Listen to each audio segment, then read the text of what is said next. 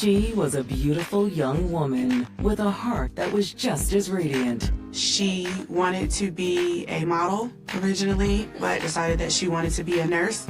She had this loving, caring heart. And when she met someone who shared her same positive outlook on life, sparks flew. He was confident, fun, and friendly. When she found out that she was pregnant, she was super excited. Janelle was a wonderful mother. But when she goes missing, there's immediate fears of foul play. Because it's really not like her to go without communicating with someone in the family. I'm like, man, something's not right, something's not right. We knew that something had to be wrong. Police will have to follow a winding trail of breadcrumbs to get to the truth. She was looking for something new, something fresh to get away from her past. There's no point of us being apart. We might as well just continue to grow and make this a family. Can they find the missing mother before it's too late? We found some things that just simply don't add up. He's got this now. Oh, you think? They were sworn mortal enemies. She took things to a whole nother level. They said, you're not telling us the full story. They found blood. Dear God.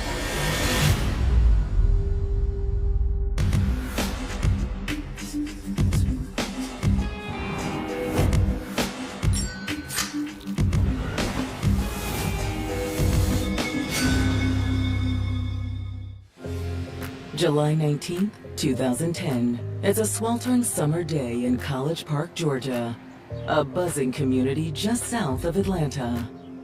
In the summertime, we're talking hot. I mean, they don't call it hot Atlanta by accident. College Park in July is lively, very lively. It's kind of like almost the end of summer, so it's like that last bit of rush of just wanting to do everything and be outside. At 10:30 a.m., 22-year-old Aisha Davis is trying to stay cool in the summer heat when she receives an unexpected phone call. Hey, Arrow, what's up? The call is from Errol Moore, who shares a 5-month-old daughter with Aisha's sister, Janelle Aaron. He called me and he proceeded to ask me had I spoken to my sister, Janelle. And I told him that no, I hadn't spoken to her. No, is everything okay? I'm not sure. He was worried because he hadn't spoken to her all weekend. He stated that he called her multiple times on the phone and that she never answered the phone. I mean, every time I try, it goes straight to voicemail. Let me try to give her a call. I hung up with him and then I tried to reach her and I couldn't. And that's what began my worry. Hey, it's Janelle. I can't get to the phone right now. Leave a message. Hey, Janelle, give me a call when you get this.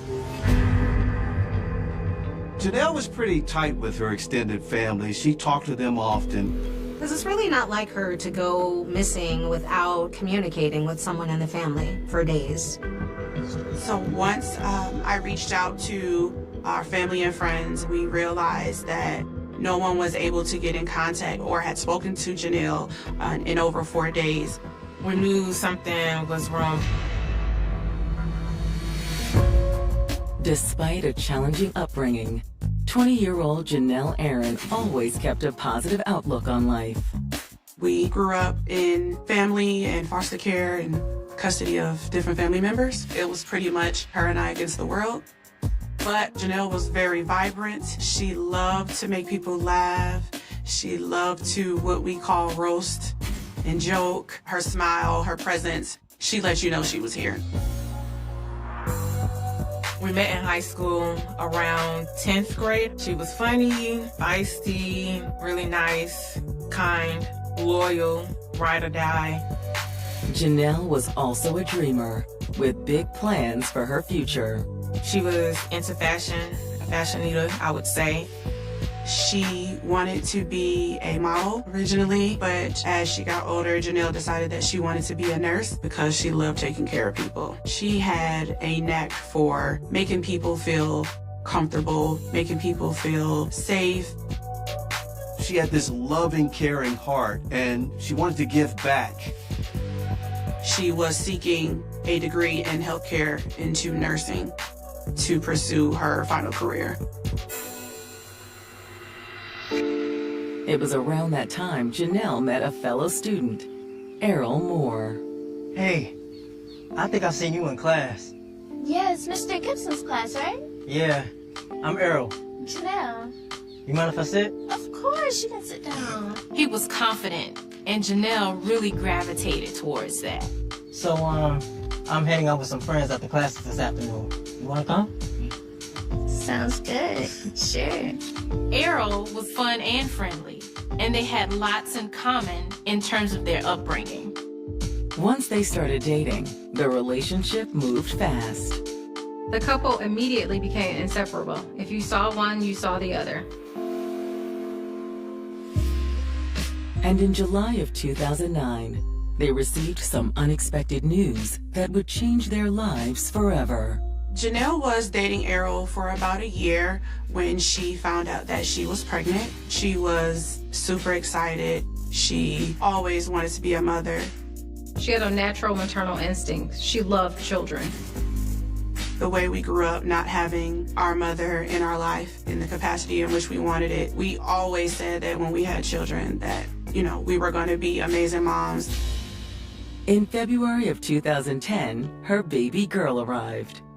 She was excited and happy that she was finally born. She was very attentive, very caring and loving. Janelle was a wonderful mother. Once she had her daughter, that's all that mattered. There was nothing more important or a bigger accomplishment for her or achievement than bringing her daughter into this world. Errol also took parenthood in stride. Errol as a father was very invested.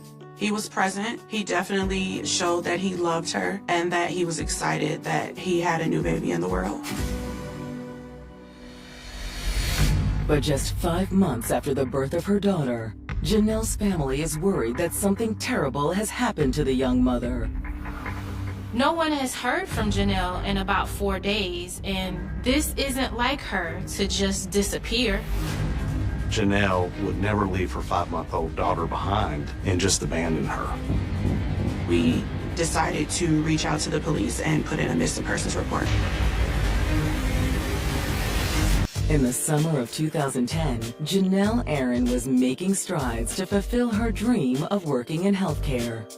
She entered Georgia Perimeter College, working to be a nurse. She and her boyfriend, Errol Moore, had just welcomed a baby girl the same year. They had a bright future ahead of them. But on July 19th, Janelle has gone missing. No one has heard from Janelle in about 4 days. We decided to reach out to the police and put in a missing persons report. When we spoke to detectives, we tried to drive into them how we knew that something had to be wrong. Janelle had never been away from her daughter for any long extended amount of time, not even more than 24 hours, let alone multiple days. What's so tricky for law enforcement is to try to understand, is this the type of lady who would go missing? Is this the type of lady who was exhausted from, those early months? What do we have here? Do we actually have a missing person? So we understand Janelle's a new mom, so you don't think she might have just been trying to get away for a little while? Absolutely not. She loves her daughter. The family reiterated that Janelle would never leave her 5-month-old daughter behind and just abandon her. She'd love that baby girl. Well, where's Janelle's daughter now? She's at the house with her father. Did Janelle seem stressed or upset about anything in the days leading up to her disappearance? Yeah, she's been in a funk lately. Janelle had been struggling with some postpartum depression. Janelle dealt with what a lot of women deal with financially, being able to support your child as well as be present at the same time, which, of course, is hard to deal with for anyone. But that's not all the young mother had been struggling with recently. Janelle had hit a rough patch with Errol. Janelle and Errol's relationship was very on again, off again. And right now they're off. And she's actually seeing somebody new. Oh, and who's that? The family told police about this new guy, Tim Williams. This is somebody that Janelle had started dating. They were in a new relationship, and she talked about him all the time. She was excited about this new relationship and where it could go. Y'all spoken with this Tim fellow to see if maybe Janelle's with him? No, we don't have his contact information. Ladies, thank you for coming in. However, detectives quickly tracked Tim down. After a quick background check, police find out that this Tim Williams worked at a shoe store. He is a student at Georgia State. He has no criminal background. Detectives reach out to Tim and ask him to come in for an interview regarding Janelle's disappearance. I got a phone call from a detective. A detective wanted to see me personally to ask me questions about her whereabouts. And I remember just being shook up. He's been very compliant and amicable, so he goes into the station for an interview. Tim, thanks for coming in today. Of course. Anything I can do to help? I remember going to the police station and talking to the detectives and just feeling sick. Now, we're gonna have to ask you some tough questions, okay, Tim? I'm understand they have to do their job, but just them asking me certain questions as if like I would know what her whereabouts was, as if I would ever injure anybody but her in particular. How much did I love her? Did I provoke anybody in her circle? Or do I have anybody that's after me that would harm her just to get back at me? This is all so crazy. I have no idea where she is. I remember just kind of taking it all in and hitting them with a lot of no sir, yes sir, no sir, yes sir. This is all kind of too much. I just hope that she's okay. She really means a lot to me. We just had a spark for each other, like a spark. Like I was really intrigued at how driven she was. Janelle's personality was everything all in once. Like she was so outgoing and bubbly, but she was also a firecracker. And when she loved you, she loved you. She's just the best mom. At that time, I didn't have any kids, but I looked at her daughter as mine. Like it wasn't no turning her away from me. Janelle indicated that she was looking for something new, something fresh to get away from her past. It made Tim believe that whatever she had with Errol is past tense, and that he was going to be the man for her moving forward. Well, when's the last time you've seen Janelle? Tim says that the last time he talked to Janelle was the morning of July 15th because she had spent the night with him. What's she cooking? The last time I spoke and saw Janelle, I have this day in my head. It runs back and back and back. And I just remember her making grits, eggs, and biscuits for me. I have it right here for you, honey. Oh, son. This looks delicious. Thank you, baby. You're welcome. Timothy explains that Janelle and her daughter had been planning to move in with him. Part of the day's plan was for her to gather up her things and come move into the apartment with me. It was to the point where it was like, there's no point of us being apart. We might as well just like continue to grow and make this a family. And like, this is gonna be your new life. Well, I gotta get over there. I remember she gave me a hug, I kissed her. I love you so much. She left and she told me she would give me a call later on that day to let me know she was on her way back. However, Tim says he never got that call. Waited for hours and I heard nothing back. I got honestly concerned, so I called the phone. She didn't pick up. Later on that evening, Tim finally got a response, but it only raised more cause for concern. I got a text message back that said, "Who is this?" So I knew that was a concerning point. I was like, I need to go over to this crib that she said she was going to. It was a place that she was sharing with her old ex-boyfriend. I need to go see, make sure everything is okay. But when Tim went over to the apartment, he didn't find Janelle, her daughter, or Errol. No one was home as far as I could tell. Went out there with some childhood friends of mine, and we knocked on the door. We banged on the door because I just had to know she was okay. Nobody ever answered. Tried to peek through the window, didn't see anything. Well, how does Errol feel about Janelle moving in with you? Not good. Jealous? There definitely seemed to be some jealousy issues there. I think Errol viewed the situation as if Tim was trying to take over his family. But Tim claims Janelle had good reason to leave. Tim told detectives that he heard Errol had been violent with Janelle in the past. She didn't tell me a lot of details, but that's part of the reason that she didn't want to be with him anymore. This information raises red flags for detectives. If Errol had been violent with Janelle in the past, was it possible that he took things too far? But before detectives can reach out to Errol, they receive an alarming phone call that will turn the case on its head. Police get this call from the apartment manager where Janelle lived. The property manager said, I think y'all want to be aware of this. They found blood.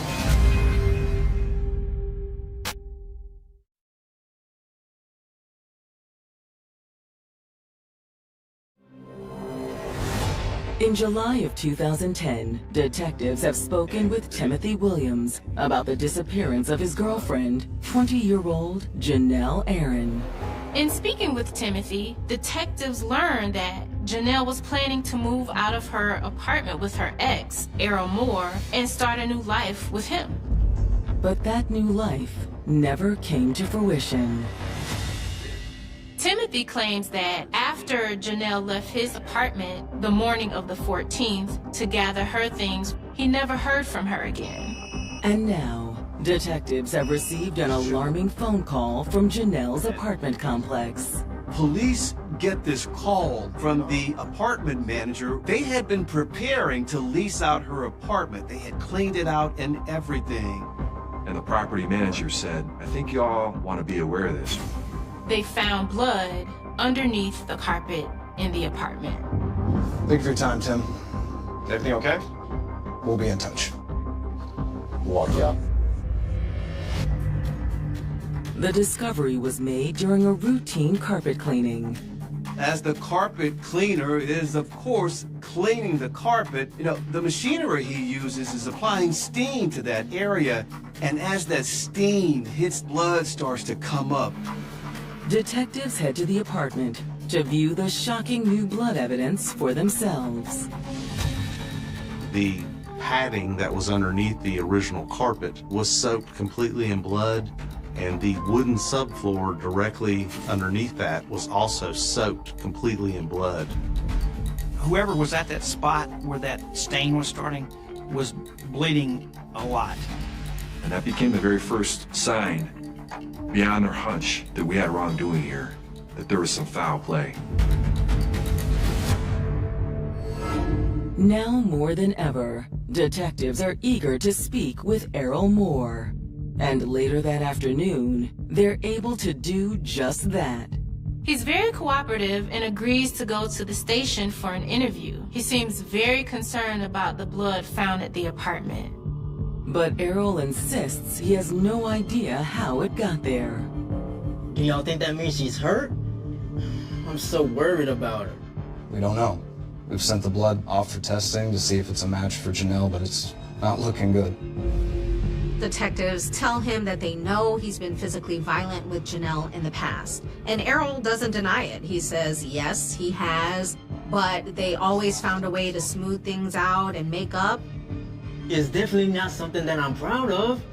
I care about her a lot. Errol says the last time he saw Janelle was on the 15th, when she was packing up her bags at her apartment.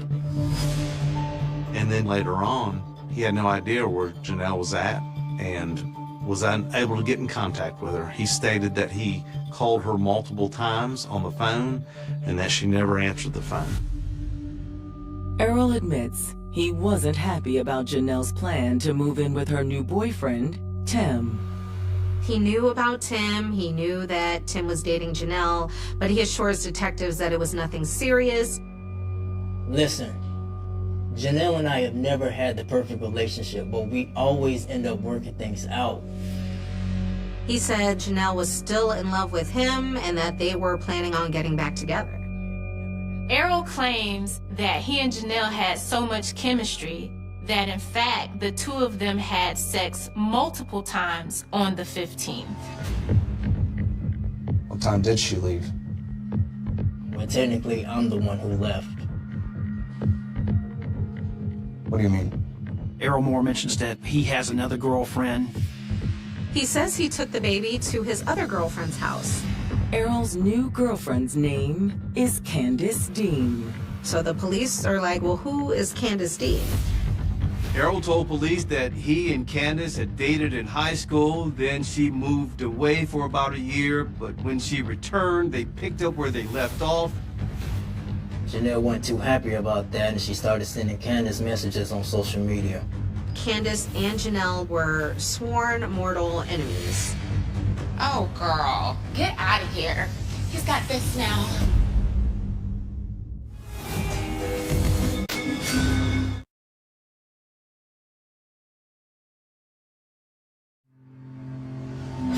College Park detectives investigating the disappearance of 20-year-old Janelle Aaron are speaking with her ex-boyfriend, Errol Moore.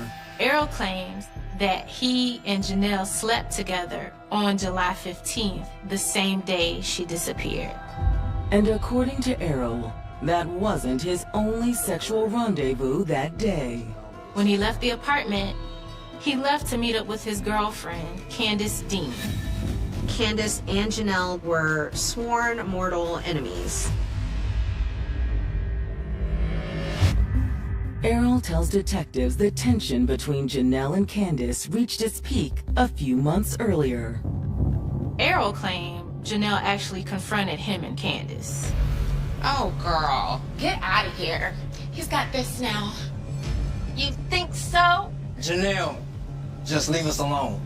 Errol says he's trying to get Janelle to leave, and then that's when he says Janelle took things to a whole nother level.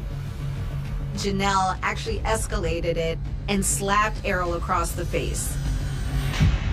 Errol claims he tried to keep his cool. Errol just told her she needed to leave and she needed to calm down. Errol said she finally left, but she and Candace never smoothed things over. Do you think Candace could have harmed Janelle? Nah, no way. Errol told police that he knew that Candace hated Janelle and Janelle hated Candace, but he didn't think that she would want to hurt her. However, detectives aren't so sure. They want to speak with Candace immediately to get her side of the story. So after wrapping up their interview with Errol, they bring Candace in for questioning. So here's the deal, Candace. Janelle Aaron has been missing since July 15th, and we know the two of you have not been getting along. So, I haven't seen her in months, and I plan to keep it that way. Candace says that Errol was only spending time with Janelle because of the baby, and that Errol really didn't want to be with her, and he was truly in love with Candace. Is that why he slept with her on the 15th before he met up with you? What? This information hits Candace hard. She starts crying. She's very emotional. I can't believe he played me like that. Candace, listen. Tell us the truth. Did you do anything to hurt Janelle? No. Candace admitted that she and Janelle hated each other, but she didn't have anything to do with her disappearance. Candace confirms that Errol came over to her place on the evening of July 15th, around 7:30 p.m. She said he went to spend the night with her and left the next day around noon. She never saw or heard from Janelle during that time. Detectives are suspicious of Candace's story, but they can't hold her on a hunch. While detectives aren't 100% sure that they can trust Candace, they have no evidence to hold her on, so they end up releasing her. Without a body or confirmation of Janelle being dead, the police have their hands tied in a lot of ways. However, when the lab results from the blood found in Janelle's apartment come back, it confirms everyone's worst fears. The crime lab confirmed, in fact, that the blood within the apartment belonged to Janelle Aaron. We had positive identification at that point that that blood was hers. At this point, detectives are worried it may be too late to save Janelle. It's clear she lost a lot of blood. But who did this to her? When Janelle's best friend, Jasmine Clark, comes forward, detectives will get one step closer to answering that question. Thank you for coming in today. We understand that you may have some information that will be useful to us. The last time I talked to Janelle was July 15th. On the phone, Janelle was telling me about Tim, and she sounded really excited about this relationship. I remember asking her, well, what about Errol? And she seemed so done. Like, okay, what about him? She was so over it. Girl, I'm packing up to leave as we speak. But Jasmine says Errol soon interrupted their conversation. Janelle! They started arguing, like a verbal altercation, and she was like, basically like, I'm gonna call you back. Basically, when he leaves, I'll call you back. And I said, okay. Bye, girl. Factually, Errol was the last person to be with Janelle. The detectives asked me if I believed that Errol was capable of hurting Janelle, and yes, I did believe that. Detectives need to get Errol Moore to tell them the truth.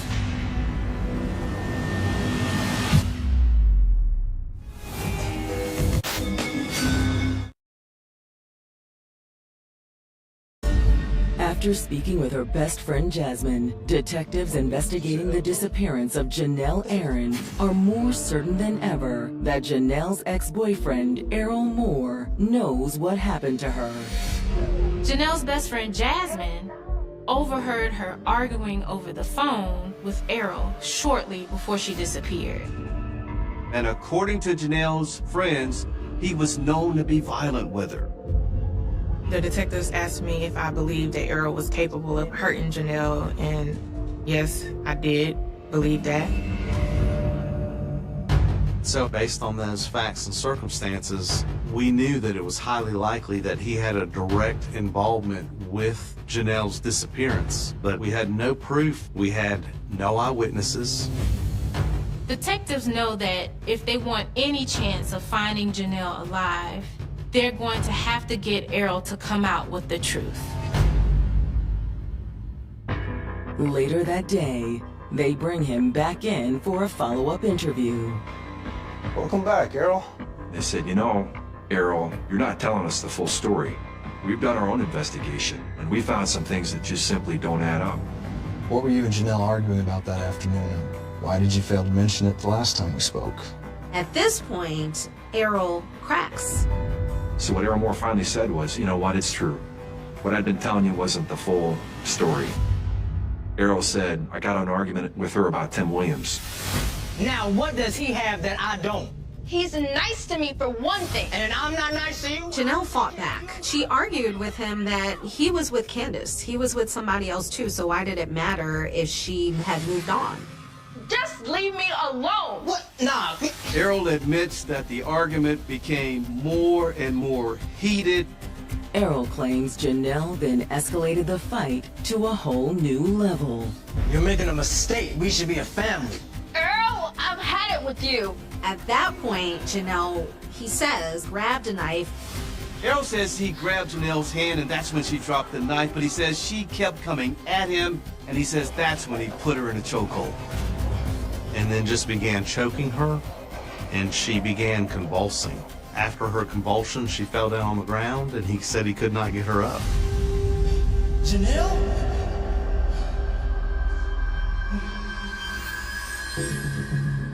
What about the blood? I asked him, did you cut her? Because there was a lot of blood in the house. And he said no, but she was bleeding out the mouth. Errol said, I panicked and I left with the baby and I left with her things.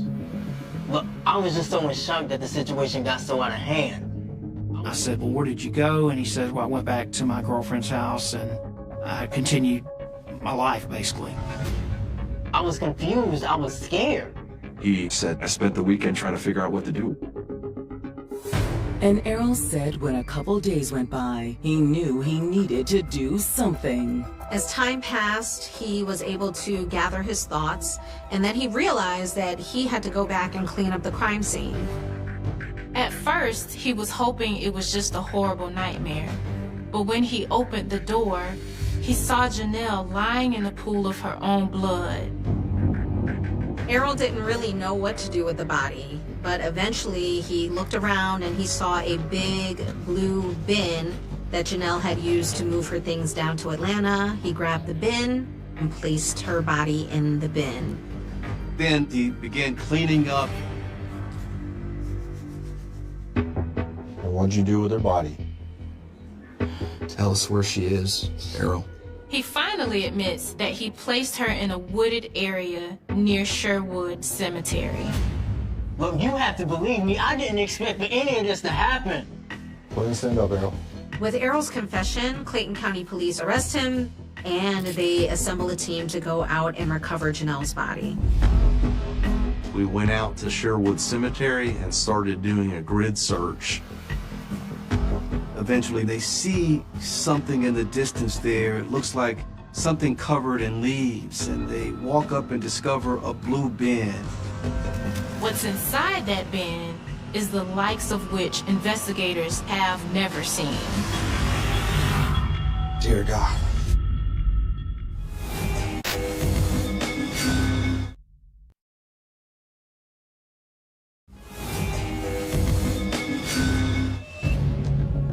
In October of 2010, Errol Moore has finally admitted to killing his ex-girlfriend, Janelle Aaron.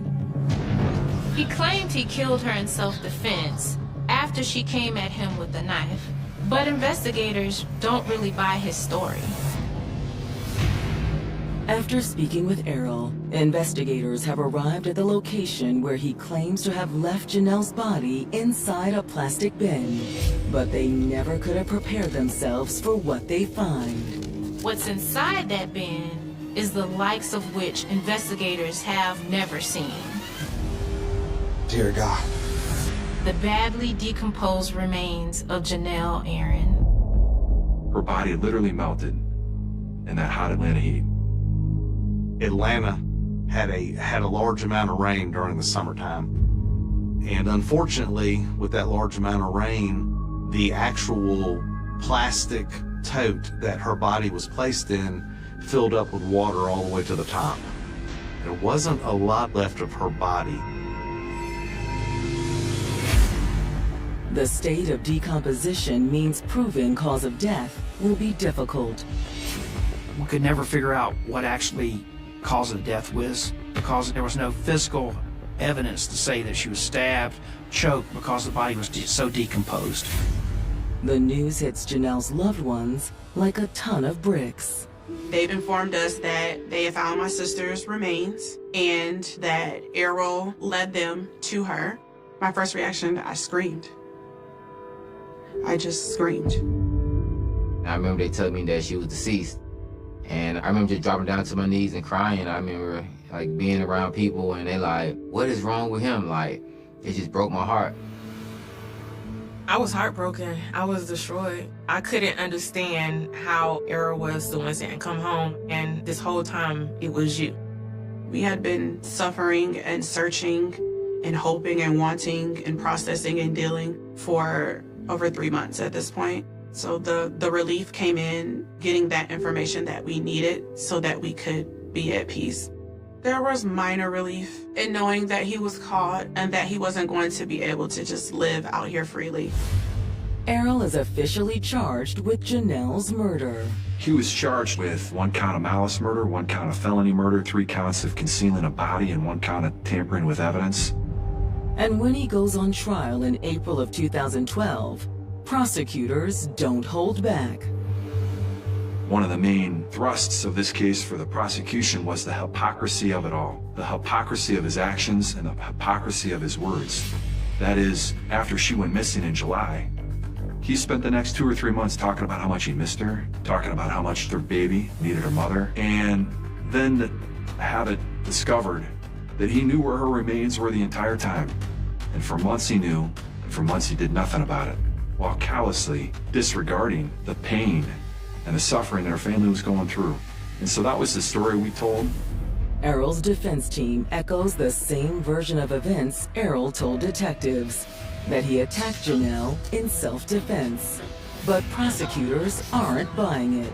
Our theory of the case from beginning to end always was and still remains that this wasn't an act of self-defense. This was an act of rage. Now, what does he have that I don't? Just leave me alone. What? Nah. Janelle never came at Errol with a knife. She was simply trying to leave the apartment. You ain't leaving. Okay, can you stop? I ain't letting you break up our family. It's surmised that when she tried to leave, Errol slammed her to the ground, with the force of impact causing her to bleed out, resulting in the pool of blood found in the apartment. This was an act of enraged young man responding to a situation that he could no longer control, and that is namely Janelle moving on and seeing a new guy and starting a new life. He has this personality type of narcissism. I'm gonna be the one to control this. I'm gonna be the one to prevail. And so it's that very personality type that led to the murder in the first place.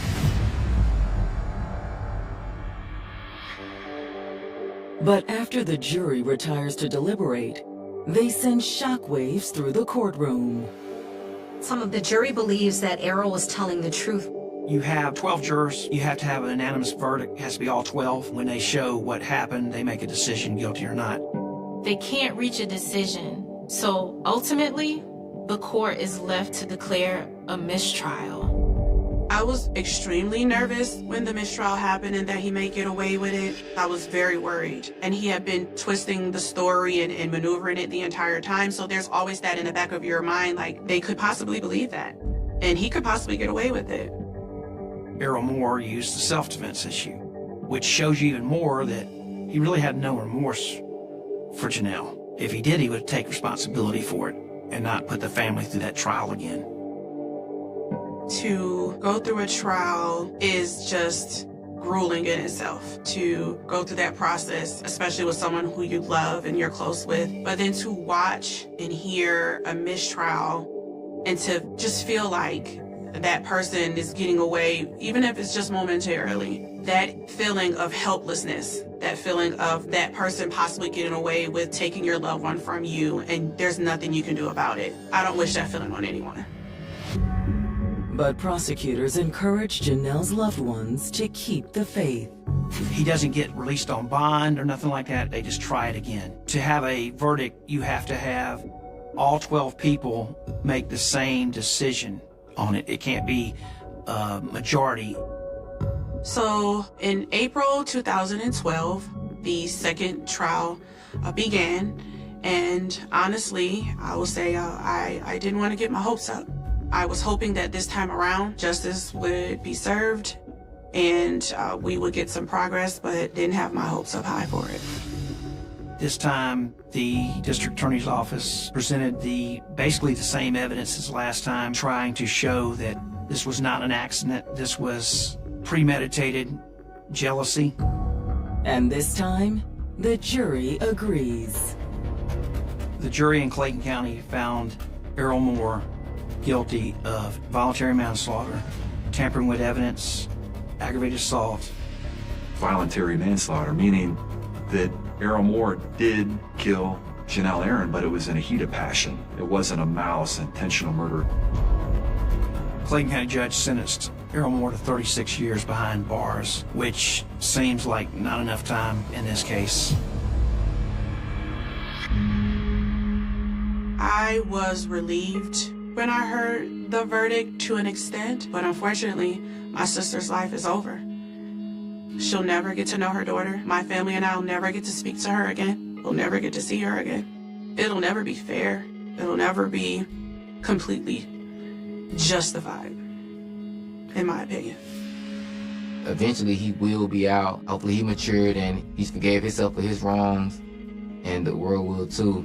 But me personally, I never forgive him. A beautiful soul was taken away off jealousy and anger. We lost a great woman, a great mother, a great friend, a soulmate, a sister in this horrible, horrible fatal attraction. I don't feel or believe that justice was served. This was very unfortunate, a tragedy. It was unnecessary and uncalled for, especially considering that Errol had a whole nother girlfriend. He took her life for nothing. My niece is currently being taken care of by my aunt, and she is in a loving environment, and we're all working together to grow her and give her everything she needs to become a beautiful, amazing woman just like her mom. Janelle, she was a great mother, and she loved her daughter more than anything in this world. And so I just want her to be remembered for the best of who she was, not how she left.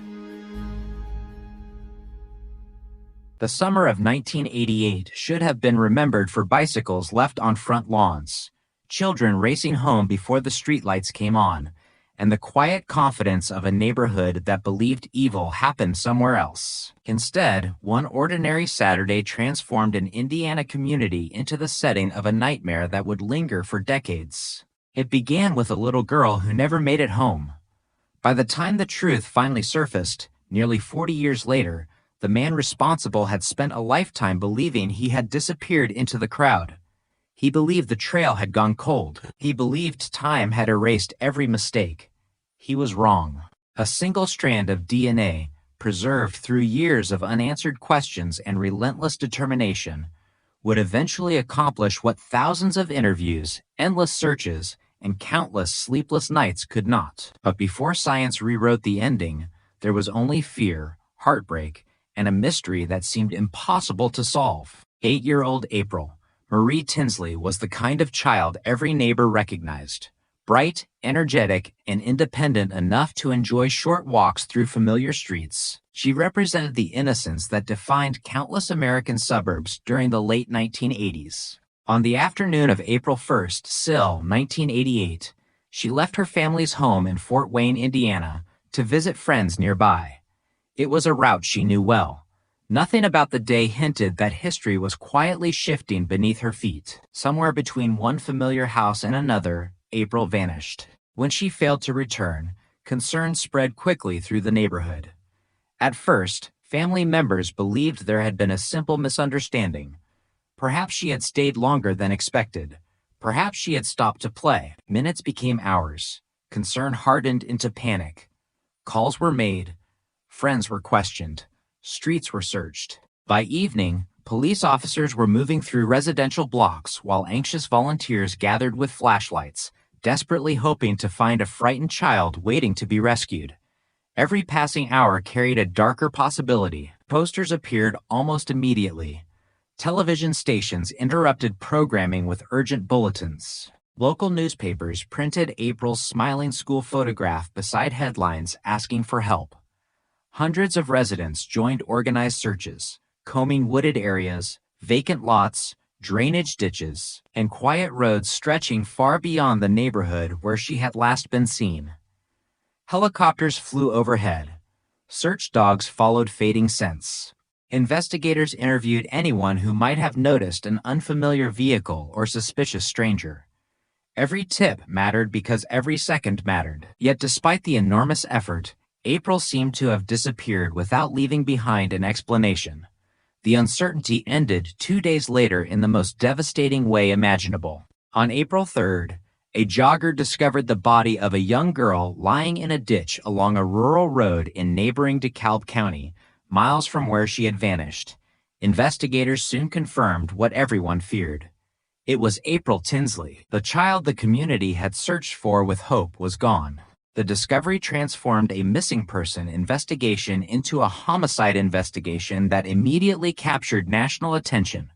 Detectives sealed off the area. Crime scene technicians photographed every detail, collecting fibers, biological evidence, tire impressions, and anything else that might identify the killer. They knew they had only one opportunity to preserve the truth hidden within the scene. The examination revealed that April had been sexually assaulted before being murdered. The brutality shocked even experienced investigators. There was no sign that the crime had been random violence committed in sudden panic. Instead, the evidence suggested deliberate actions by someone who had planned enough to leave remarkably little behind. Detectives began reconstructing April's final movements hour by hour. They mapped every possible route she could have taken. They interviewed classmates, relatives, neighbors, delivery drivers, construction workers, and strangers who happened to be nearby that afternoon. Thousands of names flowed into investigative files. Each lead promised answers before collapsing into disappointment. Every eliminated suspect deepened the mystery. Every false alarm exhausted resources while allowing the real offender to remain invisible. Then the investigation took an even more disturbing turn. Nearly a year after April's murder, strange messages began appearing in the community. Anonymous notes were found attached to bicycles belonging to young girls. The letters contained horrifying statements suggesting intimate knowledge of April's murder. They taunted police. They threatened more violence. They hinted that the author enjoyed terrifying an entire town. Parents who had already been living in fear suddenly refused to let children play outside alone. Bicycle rides ended. Walks to school disappeared. Windows were checked repeatedly before bedtime. Every unfamiliar man driving slowly through residential streets became a potential suspect. Detectives carefully examined each note, hoping fingerprints or handwriting analysis would expose the author. Linguistic experts reviewed wording and spelling. Behavioral analysts attempted to construct a psychological profile. The letters projected arrogance, manipulation, and confidence. Whoever wrote them appeared convinced he was untouchable. The possibility that the killer remained nearby transformed daily life throughout Northeast Indiana. Schools increased safety precautions. Community meetings overflowed with frightened families demanding answers. Police departments assigned enormous manpower despite mounting frustration. Detectives pursued hundreds of additional interviews. Registered offenders were scrutinized. Former residents were tracked down. Men with histories of sexual violence underwent questioning. Search warrants multiplied. Laboratory examinations consumed months. Yet every promising direction eventually reached another dead end. Behind closed doors, investigators refused to surrender. Advances in forensic science during the late 1980s offered hope, but technology remained limited compared to what would exist decades later. Biological evidence recovered during the investigation contained information that scientists knew could someday become valuable. Rather than allowing those samples to disappear into forgotten storage rooms, careful evidence preservation ensured they remained available for future testing. That decision, almost invisible at the time, would ultimately become one of the most important choices made during the entire investigation. Years passed. Children who had once hidden indoors because of fear became adults with families of their own. Detectives retired. New investigators inherited towering stacks of reports compiled by predecessors who had spent careers chasing answers that always seemed just beyond reach.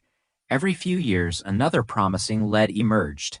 Someone claimed to recognize the handwriting. Someone remembered a suspicious neighbor. Someone reported a disturbing confession overheard long ago. Investigators reopened interviews, compared timelines, collected elimination samples, and once again watched hope dissolve into silence. The murder of April Tinsley became what investigators call a cold case, but the phrase never reflected reality. Cold suggests abandonment. This investigation never truly stopped. It simply evolved. Evidence waited while science caught up. The unanswered questions remained alive inside every detective who opened the case file. They remained alive inside April's family, whose grief never accepted the passage of time as a substitute for justice. They remained alive inside the community that refused to forget the little girl whose photograph had once filled newspaper front pages. Across America, forensic science entered a revolution. DNA profiling became increasingly sophisticated. Laboratories extracted genetic material from samples previously considered too small or too degraded to analyze. Databases expanded. Investigators solved crimes once believed impossible to crack. Each breakthrough encouraged detectives working older cases to revisit forgotten evidence. If biological material still existed, perhaps modern science could reveal what earlier generations of investigators simply lacked the tools to see. The evidence collected in April's case became part of that new wave of hope. Scientists successfully developed a DNA profile believed to belong to the killer. Yet another obstacle emerged. The profile matched no one in existing criminal databases. The man responsible had either never submitted DNA through prior qualifying convictions or had somehow remained outside the systems investigators depended upon. Once again, the investigation stood at the edge of success without crossing the finish line. But unlike earlier decades, entirely new methods were beginning to reshape criminal investigations. Researchers and detectives started exploring investigative genetic genealogy, a technique capable of identifying unknown suspects through distant family relationships rather than direct database matches. The approach remained relatively new, demanding patience, precision, and extensive genealogical research. It would require building family trees branch by branch, generation by generation, searching for one individual whose life aligned with the evidence. Somewhere, hidden inside ordinary family history, the killer had unknowingly left another trail.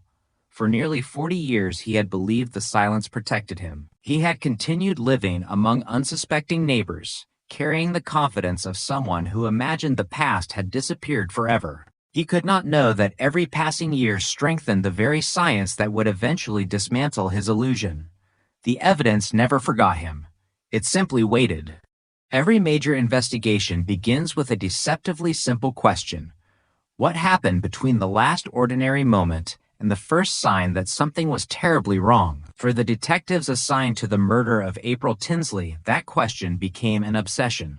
Long before forensic breakthroughs and DNA technology transformed the case decades later, investigators understood that the answer might be hidden in a matter of minutes. Somewhere along a familiar route through a quiet Indiana neighborhood, an 8-year-old girl had vanished without anyone immediately realizing a crime was unfolding. Their first task was not to identify a suspect.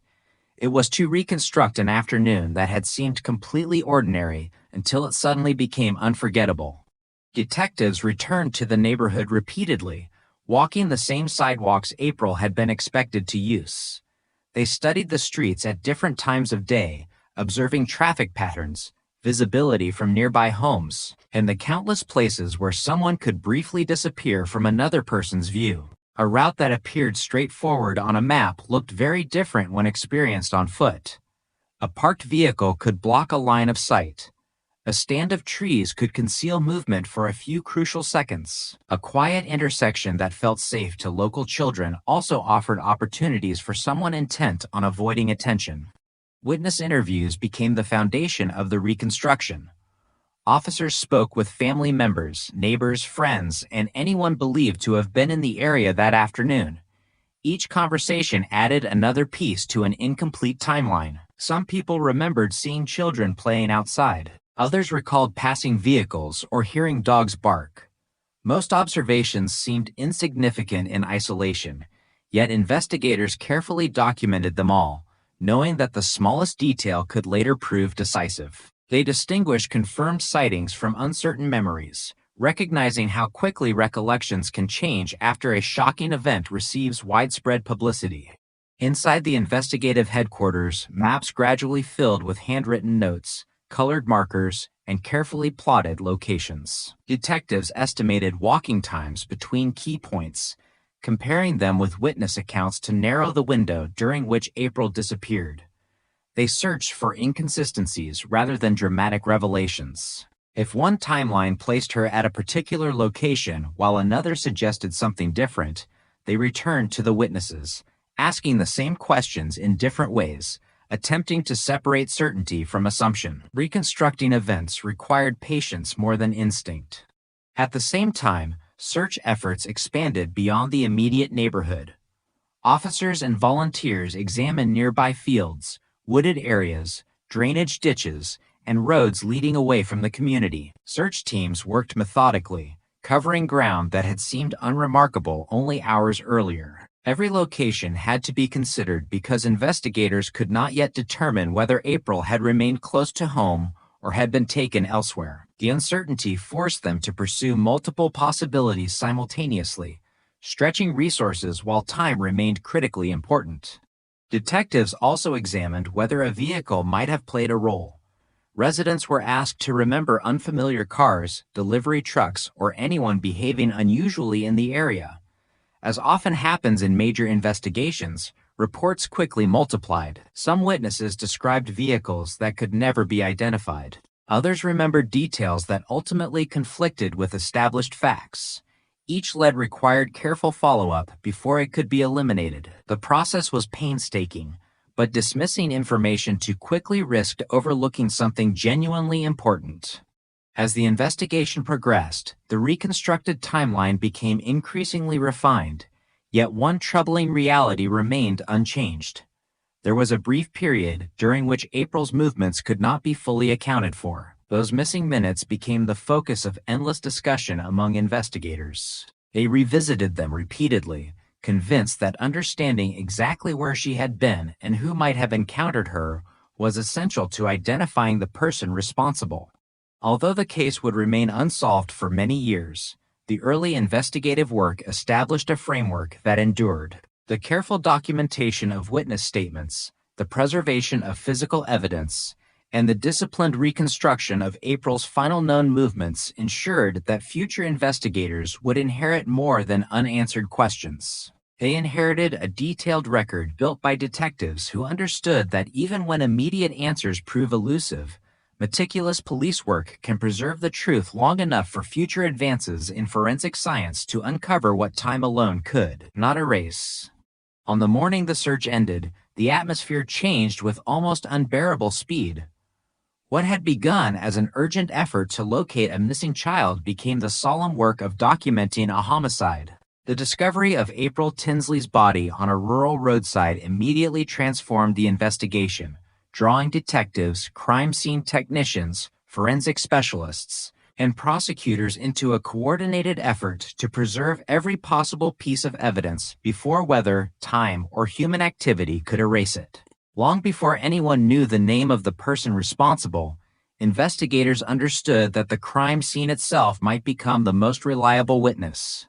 The first officers arriving at the location established a secure perimeter extending well beyond the immediate area where the body was found. Experience had taught investigators that important evidence is often located far from the most obvious focal point. Tire tracks, discarded objects, footwear impressions, broken vegetation, and trace materials could all reveal how the offender arrived, moved through the area, and departed. Rather than concentrating only on the immediate surroundings, search teams expanded outward in carefully organized sections, ensuring that no portion of the scene was overlooked. Crime scene photographers documented the location before anything was disturbed. Every angle was recorded systematically, beginning with wide images that established the setting before moving progressively closer to capture individual details. Measurements were taken, reference markers were placed, and sketches supplemented the photographic record. The objective was to preserve an exact representation of the scene so investigators, forensic scientists, attorneys, and ultimately jurors could later understand its original condition without relying solely on memory. Forensic personnel then began the meticulous task of collecting physical evidence. Each item, regardless of how insignificant it appeared, was handled according to established procedures designed to prevent contamination. Clothing, biological material, soil samples, plant debris, fibers, and other trace evidence were packaged separately, labeled, and entered into a documented chain of custody. Maintaining that chain was essential. Every transfer of evidence had to be recorded to ensure its integrity throughout what investigators already suspected could become a lengthy criminal investigation. Medical examiners conducted an initial assessment at the scene before the body was transported for a comprehensive autopsy. The purpose of the examination was not merely to determine the cause and manner of death, but also to identify injuries, recover trace evidence, and estimate the sequence of events as accurately as possible. Scientific findings from the postmortem examination would later become a critical component of the investigative timeline, helping detectives compare witness statements with physical evidence. While forensic specialists processed the immediate location, detectives worked to answer another crucial question. Was the rural roadside the site of the homicide, or had the victim been transported there after the crime occurred? Investigators carefully evaluated the surrounding area for indications that events had unfolded at that location or whether it had been selected primarily as a disposal site. Such determinations often influence investigative strategy, directing attention toward entirely different geographic areas where the original assault may have taken place. Laboratories examined the collected evidence using the forensic techniques available in the late 1980s. Analysts compared hairs, fibers, fingerprints, and biological samples, searching for associations that might identify or exclude potential suspects. Although DNA profiling was still in its early stages and far less advanced than it would later become, investigators recognized the importance of preserving biological evidence under conditions that would allow future testing as technology improved. Decisions made during those early days, particularly regarding evidence preservation, would ultimately prove invaluable decades later. The crime scene also prompted investigators to consider offender behavior. The location where the body was recovered, the apparent efforts to conceal or expose evidence, and the manner in which the victim had been left all became subjects of careful analysis. Behavioral observations alone could not identify a suspect, but they assisted detectives in developing investigative priorities and evaluating future leads. Every conclusion, however, remained tentative until supported by verifiable evidence. As news of the homicide spread, public attention intensified dramatically. The discovery generated hundreds of telephone calls from concerned citizens offering information, theories, and possible sightings. Detectives established procedures to document and evaluate every tip, understanding that valuable information frequently arrives alongside inaccurate or speculative reports. Managing this growing volume of information became an investigation in itself, requiring careful organization so that credible leads would not be lost among less reliable accounts. Within the investigative headquarters, evidence from the crime scene became the foundation upon which the entire case would rest. Maps, photographs, laboratory reports, witness interviews, and forensic findings were assembled into an increasingly complex case file. Detectives recognized that immediate answers might not emerge, but thorough documentation would ensure that future investigators could revisit every decision, every observation, and every preserved item with the benefit of new scientific techniques. History would ultimately demonstrate the wisdom of that approach. Although the homicide remained unsolved for many years, the professionalism displayed during the initial processing of the crime scene preserved critical evidence that survived long after memories faded and investigative personnel changed. Advances in forensic DNA analysis and investigative genetic genealogy, unavailable at the time of the original investigation, would eventually allow scientists to extract new information from evidence collected decades earlier. The careful work performed at the scene did not solve the case immediately, but it ensured that the truth remained preserved within the evidence itself, waiting for science to develop the tools capable of revealing it. In the months following April Tinsley's murder, investigators pursued the case with extraordinary intensity.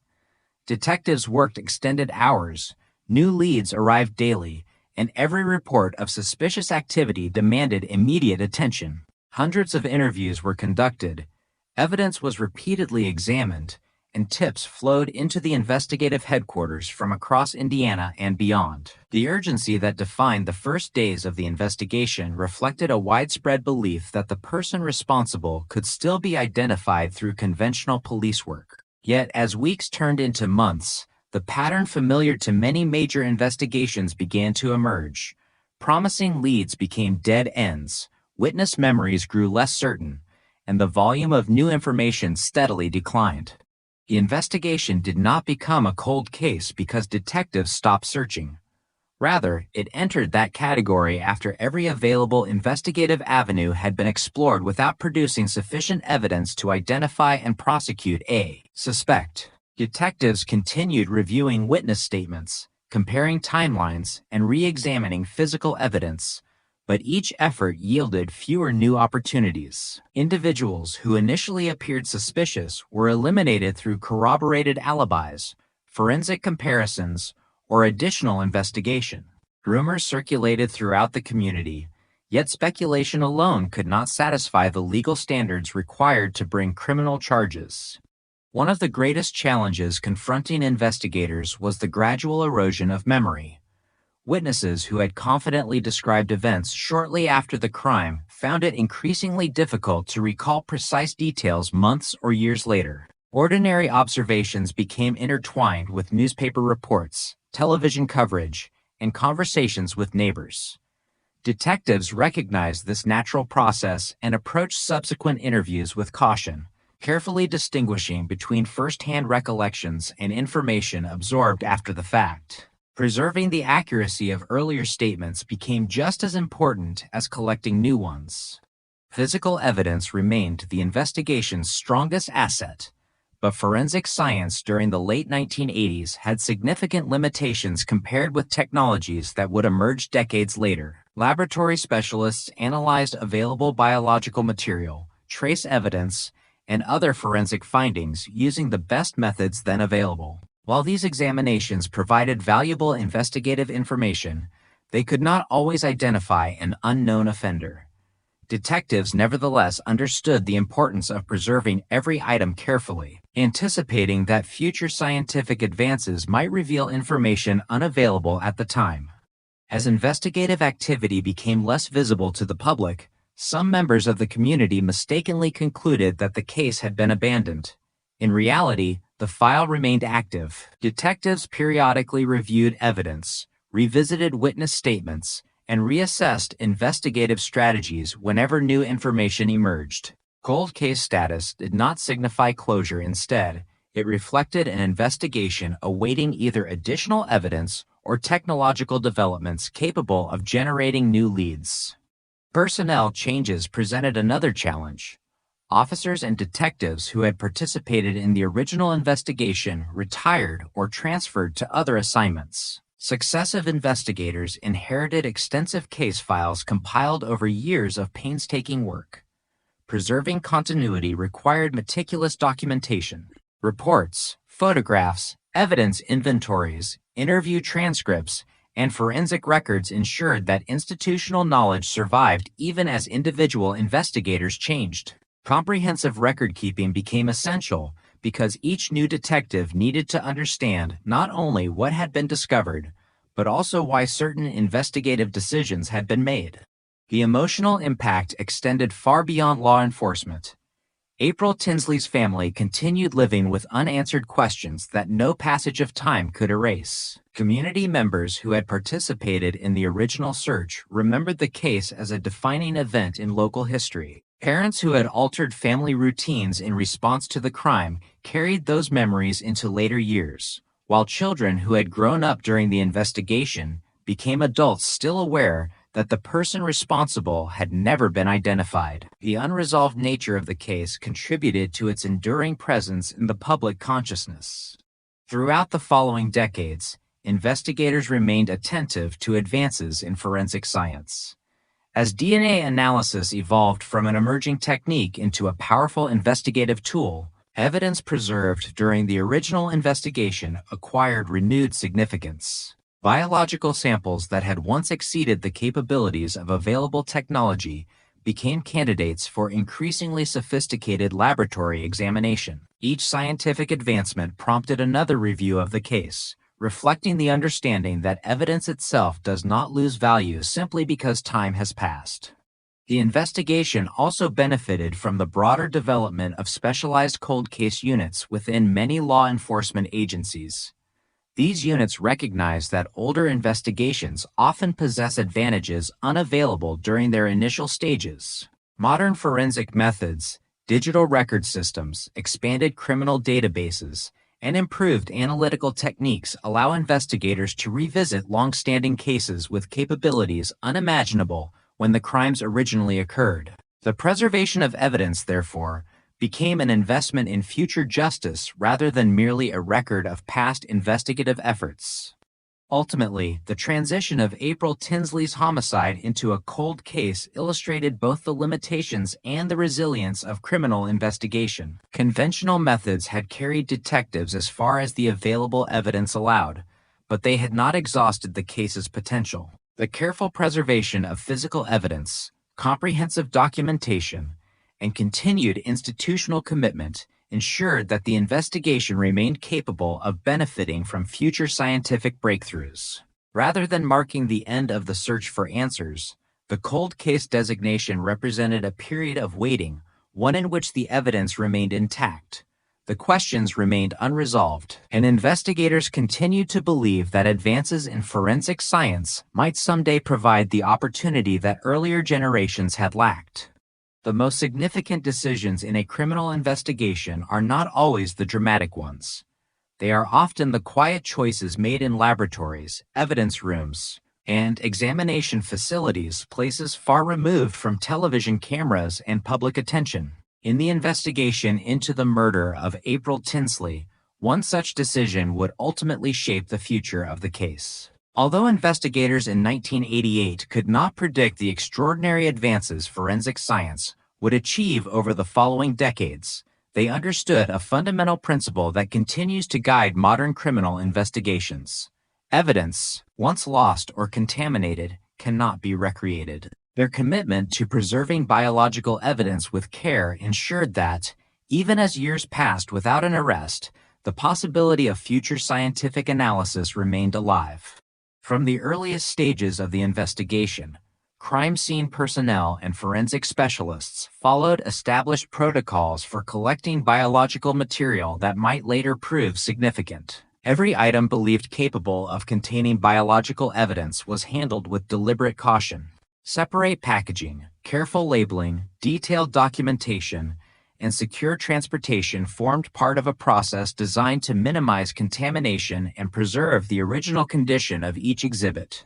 Even at a time when forensic DNA analysis was still developing, investigators recognized that biological evidence could become increasingly valuable as laboratory methods evolved. Once collected, evidence entered a documented chain of custody.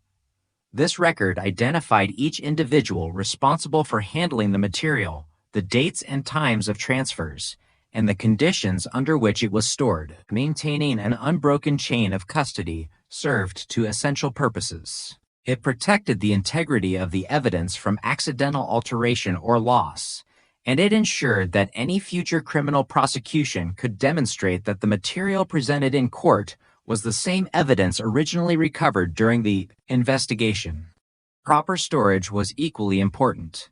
Biological evidence is susceptible to environmental factors such as heat, moisture, and contamination, all of which can reduce its scientific value. Evidence custodians therefore maintain storage conditions intended to preserve samples for long periods whenever practical. Although preservation standards and laboratory practices have continued to improve over time, the careful handling of evidence during the original investigation significantly increased the likelihood that future testing would remain possible. Throughout the following years, forensic science advanced at a remarkable pace. Techniques that had once required relatively large, high-quality samples gradually became capable of analyzing much smaller or older biological material. Laboratories developed increasingly sensitive methods for examining DNA, enabling scientists to generate profiles from evidence that earlier generations of investigators could not fully utilize. These developments transformed countless criminal investigations, particularly those involving unsolved homicides in which biological evidence had been preserved with care. As scientific capabilities expanded, investigators revisited evidence collected in April Tinsley's case. Rather than assuming that previous laboratory results represented the final word, they recognized that modern testing might reveal information unavailable when the evidence had first been examined. This willingness to reassess preserved material reflected an important principle of cold case investigation. While facts established through reliable evidence remain constant, the tools available to interpret those facts continue to improve. The preservation of biological evidence also highlighted the importance of comprehensive documentation. Laboratory notes, evidence inventories, collection records, and analytical reports allowed later investigators to understand precisely how each item had been obtained, examined, and stored. Such documentation reduced uncertainty and enabled modern forensic specialists to evaluate preserved evidence with confidence. Without accurate records, even well-preserved material may lose much of its investigative value. Advances in DNA technology eventually allowed scientists to develop increasingly informative genetic profiles from preserved biological evidence associated with the investigation. Although those developments occurred many years after the original crime, they depended entirely upon the professionalism demonstrated during the earliest stages of evidence collection and preservation. Had investigators failed to recognize the potential future significance of biological material, later scientific breakthroughs might have been unable to contribute meaningfully to the case. The history of the April Tinsley investigation illustrates a broader lesson within forensic science.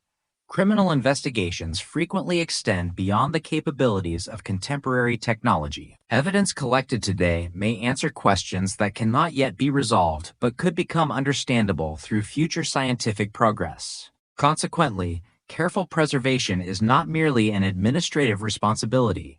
It is an investment in future investigative opportunity. In this case, the biological evidence remained silent for many years. It did not immediately identify the offender, nor did it produce an arrest during the initial investigation. Yet silence did not signify failure. Preserved evidence continued to exist unchanged while forensic science advanced around it. Decades later, technological innovations would permit investigators to examine that same material in ways unimaginable in 1988, demonstrating that meticulous evidence preservation can bridge generations of investigative effort. Ultimately, the careful handling of biological evidence represented one of the investigation's greatest strengths. Long after witness memories faded and conventional leads were exhausted, the preserved forensic material retained the potential to provide objective scientific information. Its survival reflected disciplined police work, adherence to forensic standards, and an understanding that justice sometimes depends not only on immediate investigative success, but also on the patience to preserve evidence until science becomes capable of revealing the answers it has contained all along. For much of the 20th century, homicide investigations depended heavily on eyewitness testimony, confessions, physical trace evidence, and the instincts of experienced detectives. While these traditional methods solved countless crimes, they also had clear limitations. Witnesses could misremember events, suspects could conceal their identities, and many crime scenes yielded little evidence capable of definitively identifying an unknown offender. When investigations exhausted every available lead without producing an arrest, they frequently became what law enforcement agencies describe as cold cases, active investigations that remain unsolved despite extensive efforts.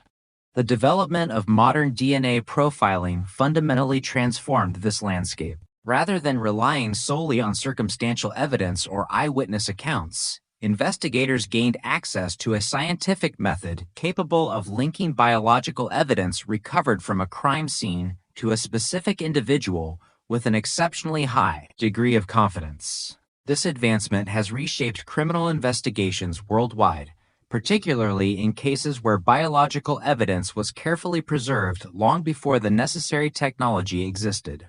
DNA, or deoxyribonucleic acid, is the genetic material found in nearly every cell of the human body. Each individual possesses a unique DNA profile, with the exception of identical twins. Biological materials such as blood, semen, saliva, skin cells, hair-containing root tissue, and certain other bodily tissues may contain sufficient genetic material for forensic examination. In criminal investigations, forensic laboratories analyze selected regions of DNA that vary significantly between unrelated individuals while remaining consistent throughout a person's lifetime. This allows scientists to compare biological material recovered from a crime scene with reference samples collected from known individuals. Unlike earlier forensic techniques that often required relatively large quantities of biological material, modern DNA analysis has become increasingly sensitive. Laboratories can now frequently generate useful DNA profiles from extremely small or degraded samples that would have been unsuitable for testing decades earlier. Improvements in extraction methods, amplification techniques, contamination prevention, and analytical software have significantly expanded the range of evidence that can contribute to criminal investigations. The introduction of polymerase chain reaction, PCR, technology represented one of the most significant advances in forensic genetics. PCR enables laboratories to amplify minute quantities of DNA, producing sufficient genetic material for analysis, even when only trace amounts remain. This capability proved particularly valuable in cold cases, where biological evidence had often deteriorated during years or decades of storage, but still retained recoverable DNA. As forensic DNA profiling matured, many countries established national DNA databases containing profiles obtained from convicted offenders, arrestees in certain jurisdictions, and unidentified crime scene evidence. These databases allow investigators to compare DNA profiles recovered from unsolved crimes against millions of known samples. A direct match may identify a suspect, connect multiple crimes committed by the same individual, or exclude persons previously considered under investigation. Despite these advances, many cold cases initially remained unsolved because the unknown offender's DNA profile did not exist within any law enforcement database. Investigators possessed the offender's genetic information, but had no corresponding individual against whom to compare it. For many years, such cases appeared to have reached another investigative dead end, despite possessing scientifically reliable forensic evidence. A further breakthrough emerged through investigative genetic genealogy, an approach that combines forensic DNA analysis with genealogical research. Instead of searching exclusively for exact matches within criminal justice databases, investigators working within applicable legal and ethical frameworks may compare crime scene DNA to profiles voluntarily uploaded to certain genealogy databases by members of the public who have consented to law enforcement matching where permitted. These comparisons rarely identify the suspect directly. Instead, they often reveal distant biological relatives, such as third or fourth cousins. Professional genealogists then construct extensive family trees using public records, historical documents, census information, birth and marriage records, obituaries, and other genealogical sources to identify individuals who fit both the genetic relationships and the known circumstances of the investigation. This investigative approach has contributed to solving numerous long unsolved homicides and sexual assault cases. One of the most widely known examples is the identification of the offender responsible for the series of crimes attributed to the Golden State Killer. In that investigation, preserved biological evidence was analyzed using modern forensic techniques, and genealogical research ultimately led investigators to a suspect decades after the original offenses had occurred. Similar methods have since assisted law enforcement agencies in resolving many other cold cases across North America and elsewhere. The success of modern DNA profiling depends not only upon scientific innovation, but also upon the quality of the original investigation. Crime scene personnel who carefully collected, documented, and preserved biological evidence years earlier often made future breakthroughs possible without realizing it. Proper packaging, contamination prevention, secure storage, and meticulous chain of custody documentation ensured that biological material remained suitable for later examination using technologies unavailable at the time of collection. In many investigations, evidence that appeared to have limited value during the original inquiry became decisive after advances in forensic science. Cold case investigations today frequently involve multidisciplinary teams that include detectives, forensic scientists, crime analysts, prosecutors, genealogists, and digital researchers. These teams systematically review historical case files, reassess witness statements, examine preserved evidence using current laboratory methods, and evaluate investigative decisions in light of contemporary scientific knowledge. Rather than replacing traditional detective work, DNA profiling complements it by providing objective scientific evidence that can direct investigators toward individuals requiring further inquiry. Modern DNA profiling has also demonstrated the importance of evidence preservation policies. Many law enforcement agencies now retain biological evidence for extended periods, recognizing that future technological developments may allow additional testing beyond current capabilities. As analytical methods continue to improve, Previously inconclusive samples may yield informative DNA profiles, and degraded evidence once considered unsuitable may become scientifically valuable. Although DNA evidence has revolutionized criminal investigations, it is not infallible and does not automatically resolve every case. Biological evidence must be interpreted within the broader context of the investigation. Laboratories follow rigorous quality assurance procedures to minimize contamination, analytical errors, and misinterpretation. Investigators must also establish how and when biological material was deposited, rather than assuming that the mere presence of DNA proves criminal responsibility. Consequently, DNA evidence is generally considered alongside witness testimony, physical evidence, investigative findings, and other relevant information. The emergence of modern DNA profiling represents one of the most significant developments in forensic science since the advent of fingerprint identification. By allowing investigators to revisit unsolved cases with increasingly sophisticated scientific tools, it has transformed the concept of the cold case itself. Investigations that once appeared permanently stalled can now be re-examined through the lens of technologies unimaginable when the crimes originally occurred. For victims' families, communities, and investigators alike, these advances have reinforced an enduring principle of criminal justice. While time may complicate an investigation, carefully preserved evidence can retain the capacity to reveal the truth decades after the crime was committed. For decades, many homicide investigations reached a frustrating point where traditional detective work had accomplished nearly everything possible. Witnesses had been interviewed repeatedly, physical evidence had been collected and analyzed, suspects had been investigated and eliminated, and conventional DNA comparisons had failed to identify the offender. In numerous cases, investigators possessed a complete forensic DNA profile recovered from the crime scene, yet no corresponding profile existed in criminal databases. The evidence clearly belonged to someone, but that individual remained unknown. The emergence of investigative genetic genealogy, EGE, introduced a new investigative approach capable of generating leads in some of these otherwise stalled cases. Investigative genetic genealogy combines forensic DNA analysis with traditional genealogical research. Unlike conventional forensic DNA searches, which compare an unknown DNA profile directly against profiles contained within law enforcement databases, EGE seeks potential biological relatives of the unknown individual through genealogy databases that permit law enforcement matching under specific legal and privacy conditions.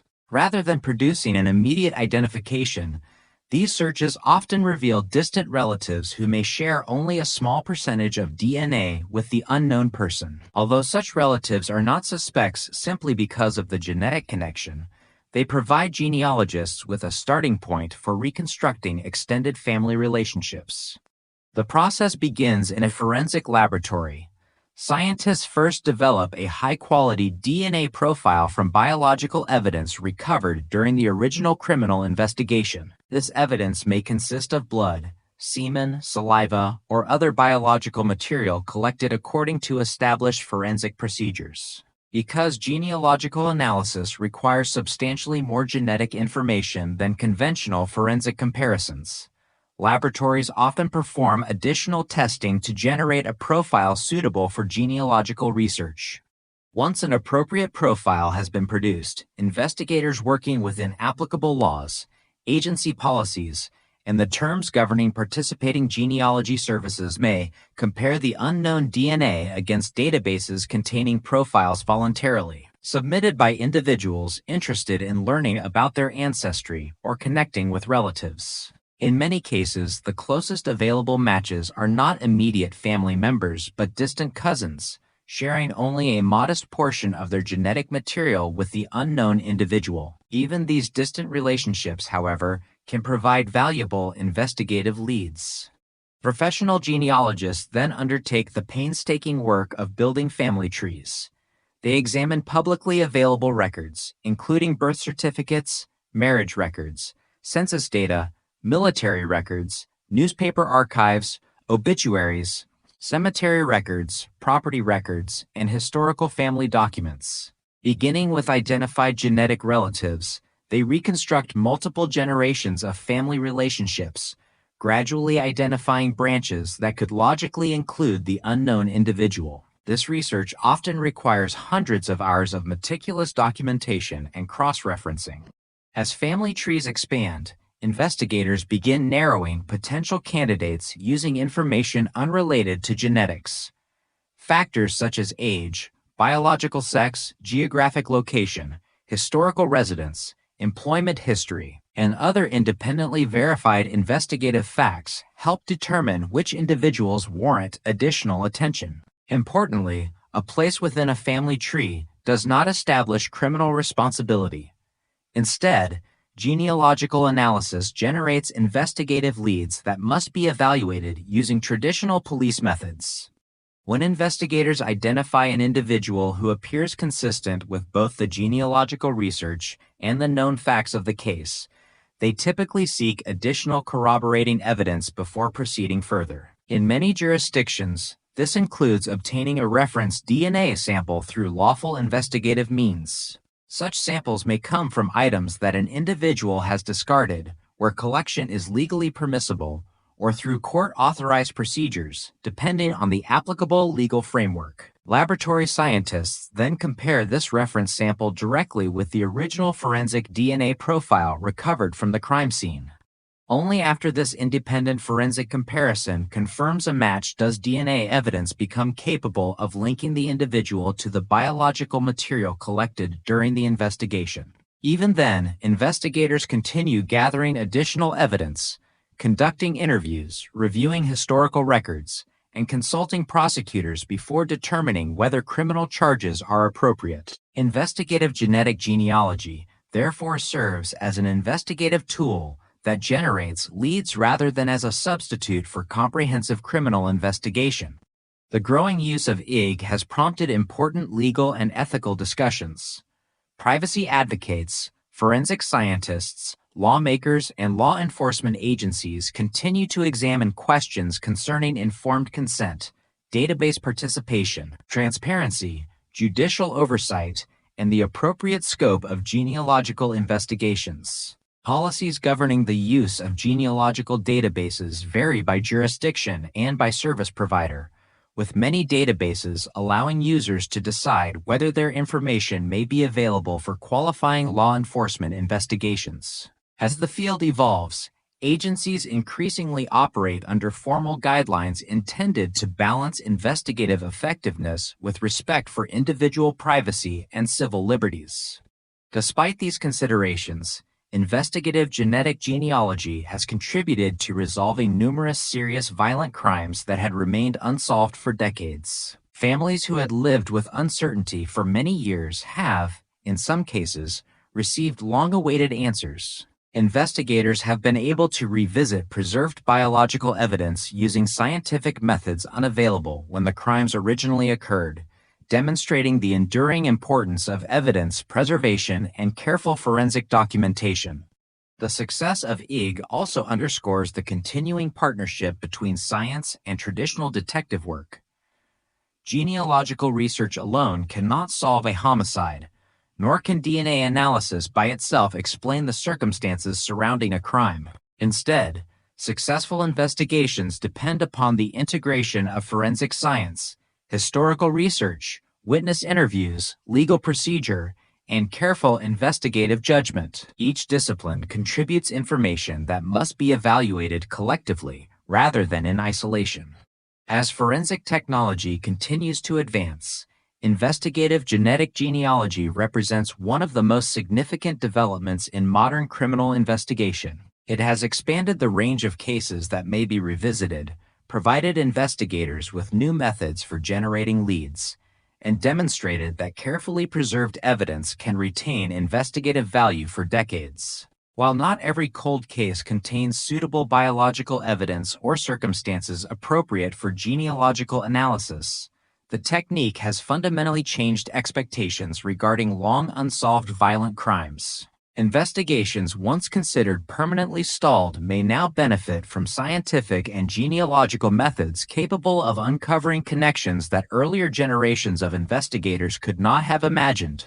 When a decades-old homicide investigation is reopened because of new forensic evidence, the public often imagines that a single DNA match immediately solves the case. In reality, identifying a suspect through modern forensic science is usually the beginning of a new investigative phase rather than the end of one.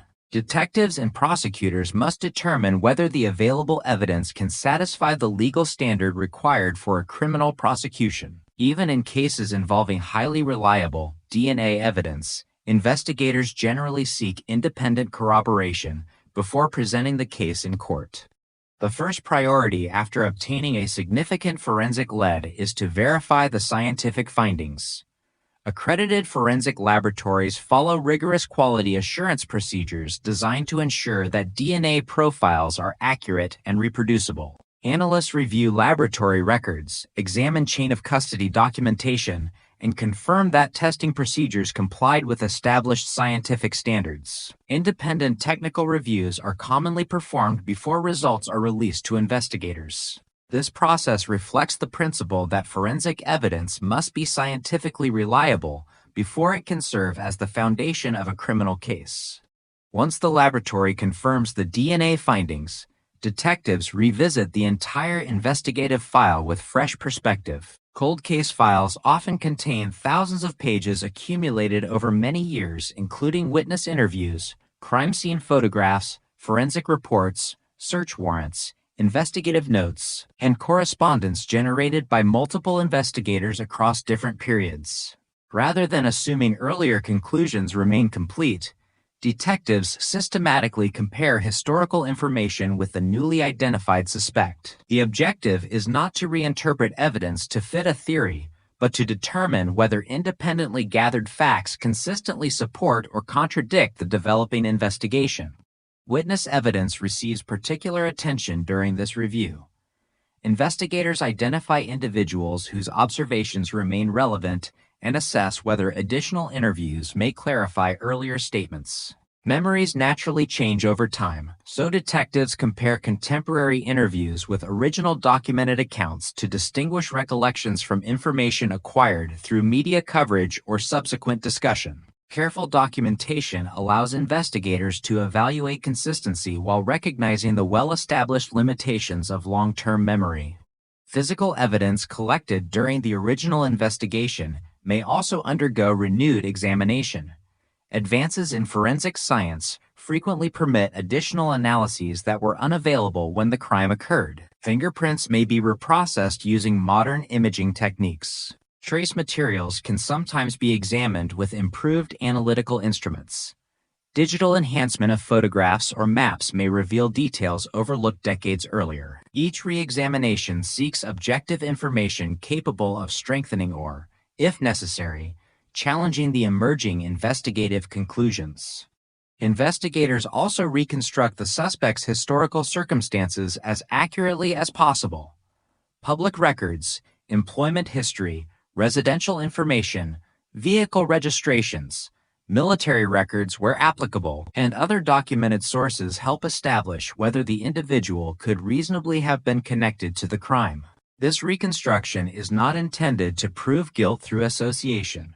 Rather, it provides factual context against which forensic evidence may be evaluated. Prosecutors generally prefer cases in which multiple independent forms of evidence point toward the same conclusion.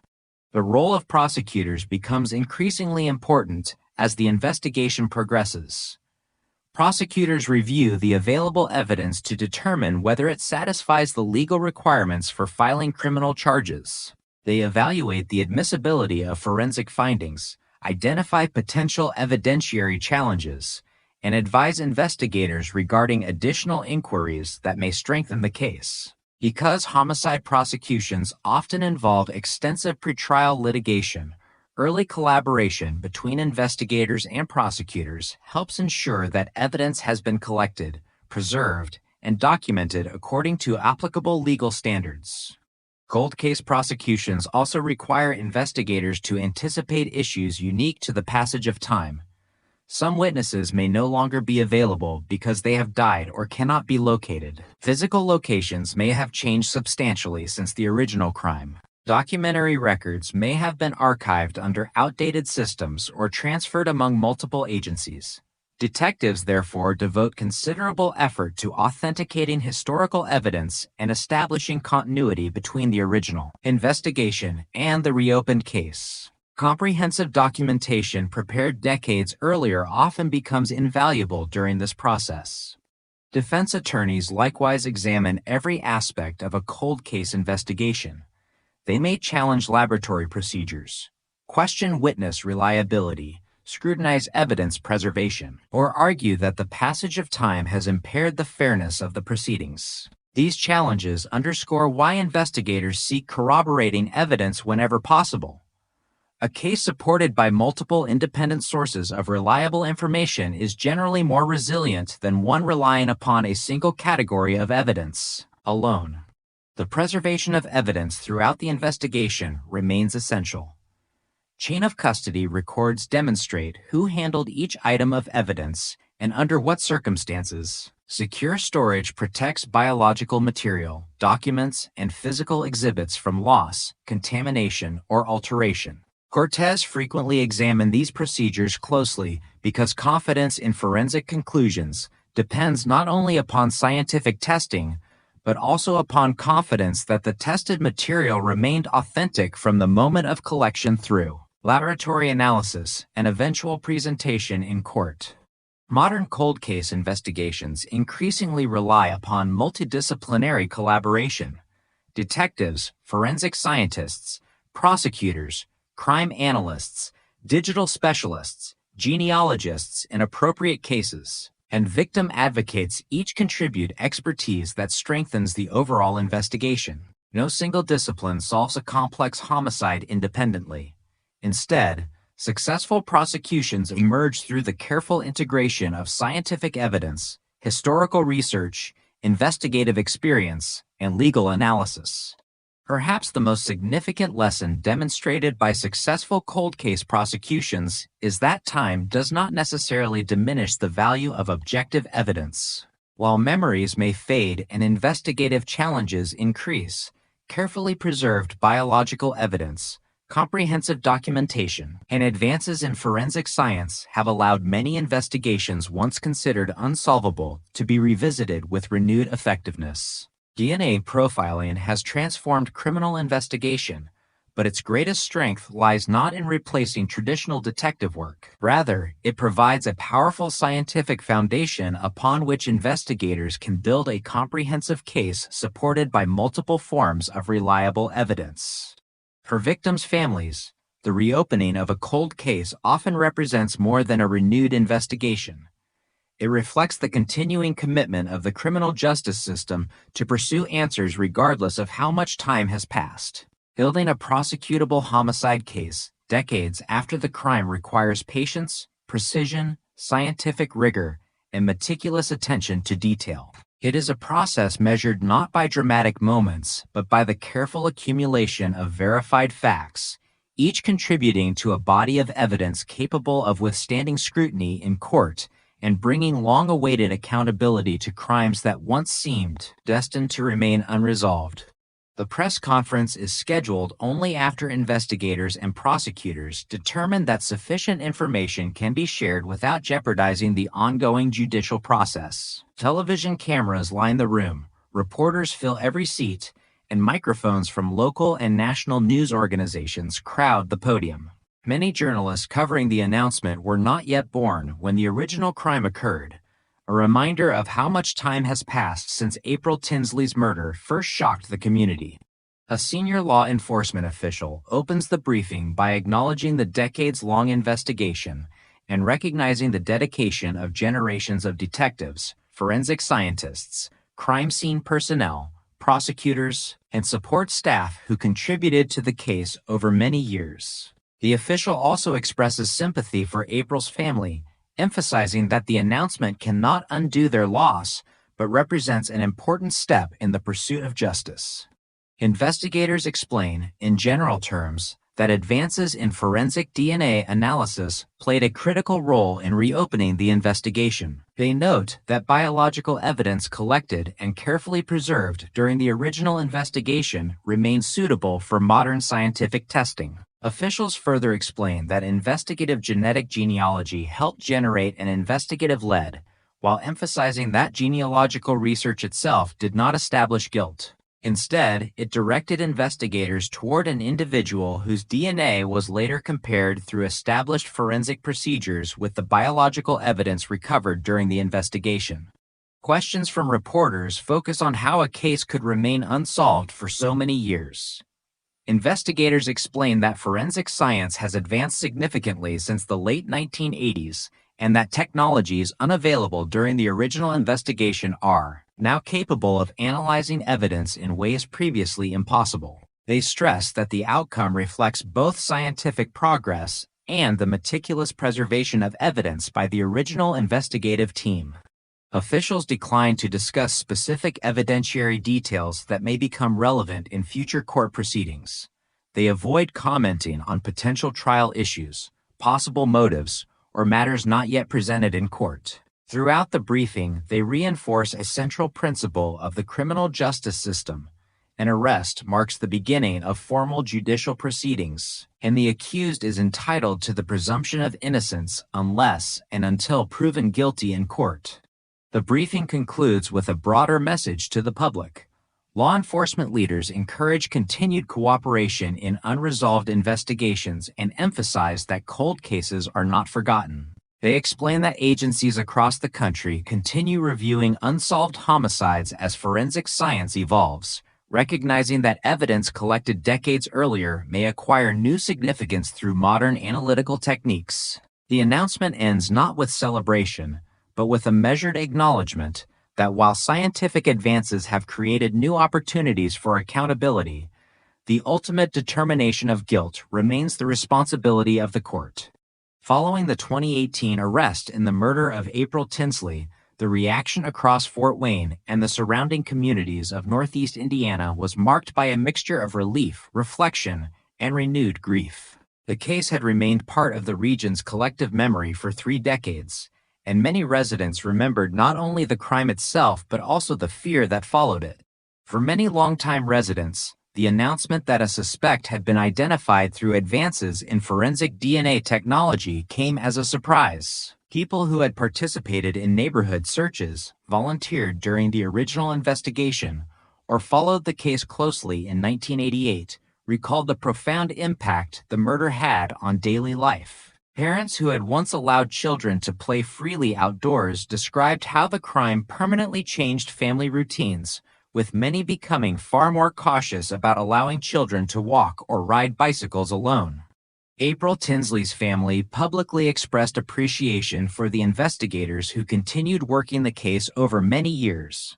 Although the arrest could not undo decades of loss, family members indicated that identifying a suspect brought long-awaited answers after years of uncertainty. Their statements generally emphasized remembrance of April rather than focusing solely on the individual accused of the crime.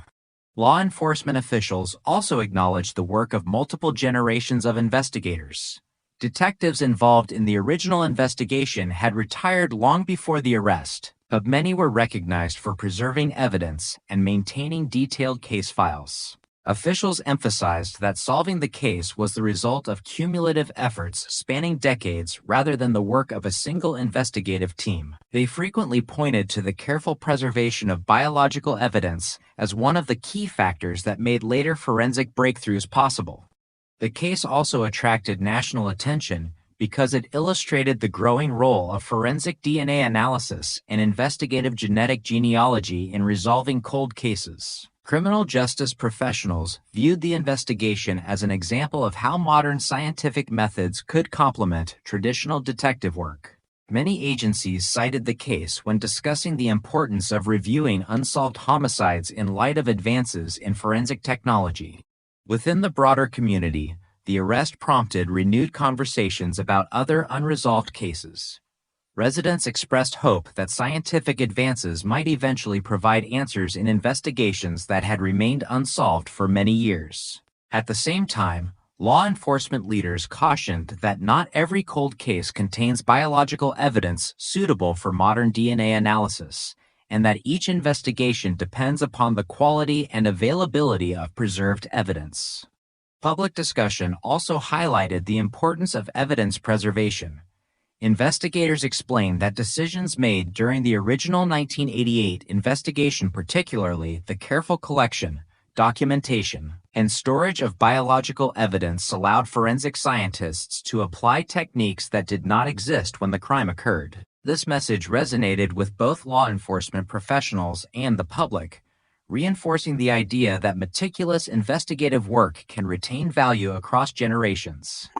The legal proceedings that followed shifted public attention from the investigation to the judicial process. Officials consistently reminded the public that criminal charges initiate court proceedings rather than conclude them, and they generally avoided discussing evidence beyond what had been formally presented. This approach reflected the broader principle that even in highly publicized cases, legal determinations are made in court rather than through public opinion. Ultimately, the community's response reflected two interconnected realities. The arrest brought a measure of resolution to a homicide that had shaped local memory for 30 years, while also serving as a reminder of the lasting impact violent crime can have on families, investigators, and entire communities. The case demonstrated that although the passage of time complicates criminal investigations, advances in forensic science, combined with the careful preservation of evidence and persistent investigative effort, can create opportunities to revisit cases once thought unlikely to be solved. The conclusion of a homicide trial does not necessarily mark the end of the judicial process. When a defendant has been found guilty or has entered a plea that results in a conviction, the court must determine an appropriate sentence according to the applicable law. During this phase, one element that may become part of the proceedings is the victim impact statement. While the investigation and trial focus primarily on establishing the facts of the crime and determining criminal responsibility, victim impact statements provide an opportunity for victims' families to describe how the crime has affected their lives. Their purpose is not to determine guilt, but to assist the court in understanding the human consequences of the offense when imposing sentence. In many legal systems, victim impact statements are authorized by statute or court rule. Although procedures vary by jurisdiction, these statements generally allow immediate family members or other legally recognized victims to explain the emotional, psychological, financial, and practical effects of the crime. They may be submitted in writing, presented orally in court, or both. The court considers these statements as part of the sentencing process while remaining bound by the governing sentencing laws and any applicable constitutional protections. Homicide cases present unique circumstances because the direct victim cannot speak on their own behalf. Family members often describe the lasting effects of losing a child, parent, spouse, sibling, or other loved one. Their statements may address changes in family relationships, emotional well-being, daily life, and long-term plans altered by the loss. In cold case prosecutions, these statements may also reflect the additional burden of living with uncertainty for many years before the case reached a resolution through the criminal justice system. The role of a victim impact statement differs fundamentally from the evidence presented during trial. During the trial itself, testimony and exhibits are introduced to establish whether the prosecution has proven the charged offense beyond a reasonable doubt. Victim impact statements, by contrast, are generally presented only after guilt has been established through a verdict or plea. They do not prove the elements of the offense and are not intended to influence the determination of guilt or innocence. Instead, they help inform the court about the consequences of the crime when deciding an appropriate sentence within the limits established by law. Courts typically provide guidance regarding the content of victim impact statements. Family members are encouraged to describe the effects of the crime on their lives rather than speculate about matters outside their personal knowledge. Statements often discuss emotional loss, changes in family routines, the absence of important life events that the victim was unable to experience, and the continuing impact of grief over time. In cases involving children, Families sometimes describe milestones that were never reached, emphasizing the enduring nature of the loss. Judges carefully distinguish between the emotional significance of these statements and the legal factors governing sentencing. Sentencing decisions generally require consideration of multiple statutory factors, which may include the seriousness of the offense, the circumstances surrounding the crime, the defendant's criminal history, applicable sentencing guidelines, and other legally relevant information. Victim impact statements contribute to this broader assessment, but do not replace the court's obligation to apply the law impartially. Defense counsel also plays an important role during sentencing. Attorneys may present mitigating information concerning the defendant, address legal issues affecting the sentencing decision, or argue for a sentence authorized by law that differs from the recommendation sought by the prosecution. The adversarial process therefore continues during sentencing, although its focus shifts from determining criminal responsibility to identifying an appropriate legal consequence following conviction. In cold case homicide prosecutions, victim impact statements often carry additional historical significance. Families may describe not only the immediate effects of the homicide, but also the decades spent without answers while the investigation remained unresolved. They may explain how technological advances eventually renewed hope, how investigators maintained contact over the years, or how the eventual resolution affected multiple generations of the family. Such statements illustrate the long-term human impact of unsolved violent crime while remaining distinct from the scientific and legal evidence that establish guilt. Victim advocates frequently assist families throughout this process. These professionals help explain courtroom procedures, provide emotional support, coordinate communication with prosecutors, and prepare family members for the sentencing hearing. Their role is particularly important in complex homicide cases where legal proceedings may involve extensive testimony, significant public attention, or emotionally difficult evidence.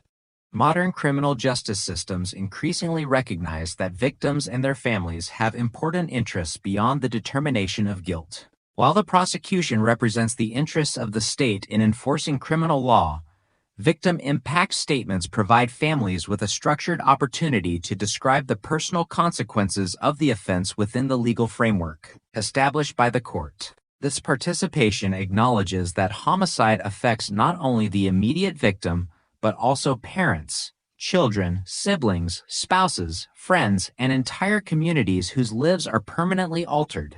At the same time, Cortez remained committed to balancing victims' participation with the rights of defendants and the requirements of due process. Sentencing must remain consistent with applicable law, constitutional protections, and established judicial procedures. Victim impact statements therefore function as one component of a broader sentencing process rather than as independent evidence determining punishment. The growing recognition of victim participation reflects an evolving understanding of justice in homicide cases. Scientific evidence, investigative diligence, and courtroom procedure establish accountability under the law, while victim impact statements remind the court of the human realities that exist beyond forensic reports and legal arguments. Together, these elements illustrate that the criminal justice process seeks not only to determine responsibility for a crime, but also to acknowledge the lasting consequences experienced by those whose lives have been irreversibly changed.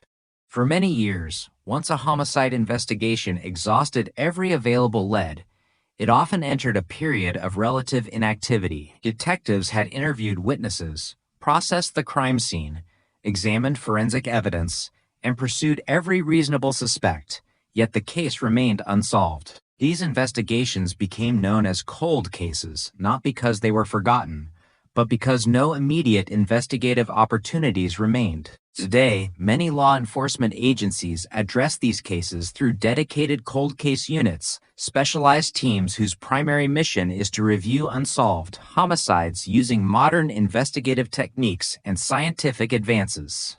Unlike the original investigative teams that responded immediately after a crime occurred, Cold case investigators approach a case with the benefit of time. Although the passage of years presents challenges such as fading memories and unavailable witnesses, it also offers important advantages. Advances in forensic science, expanded criminal databases, digital record systems, and improved analytical methods allow investigators to examine historical evidence from perspectives that were impossible when the crime first occurred.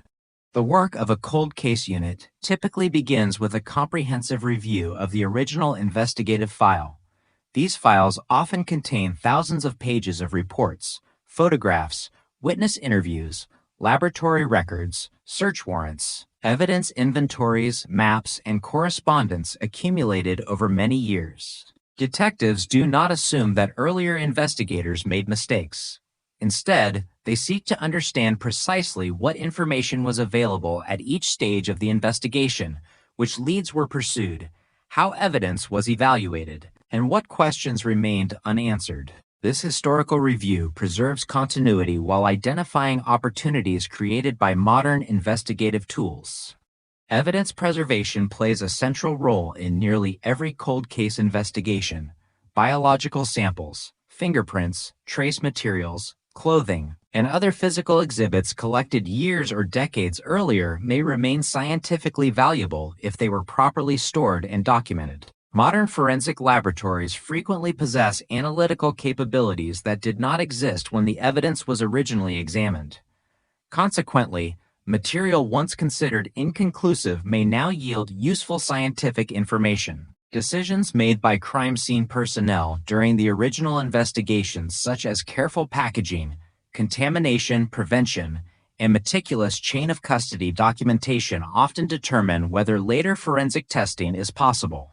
Advances in DNA profiling have fundamentally changed the work of cold case units. Early forensic techniques frequently required relatively large, well-preserved biological samples to produce useful results. Contemporary laboratories can often generate DNA profiles from much smaller or more degraded material using improved extraction methods and highly sensitive analytical technologies.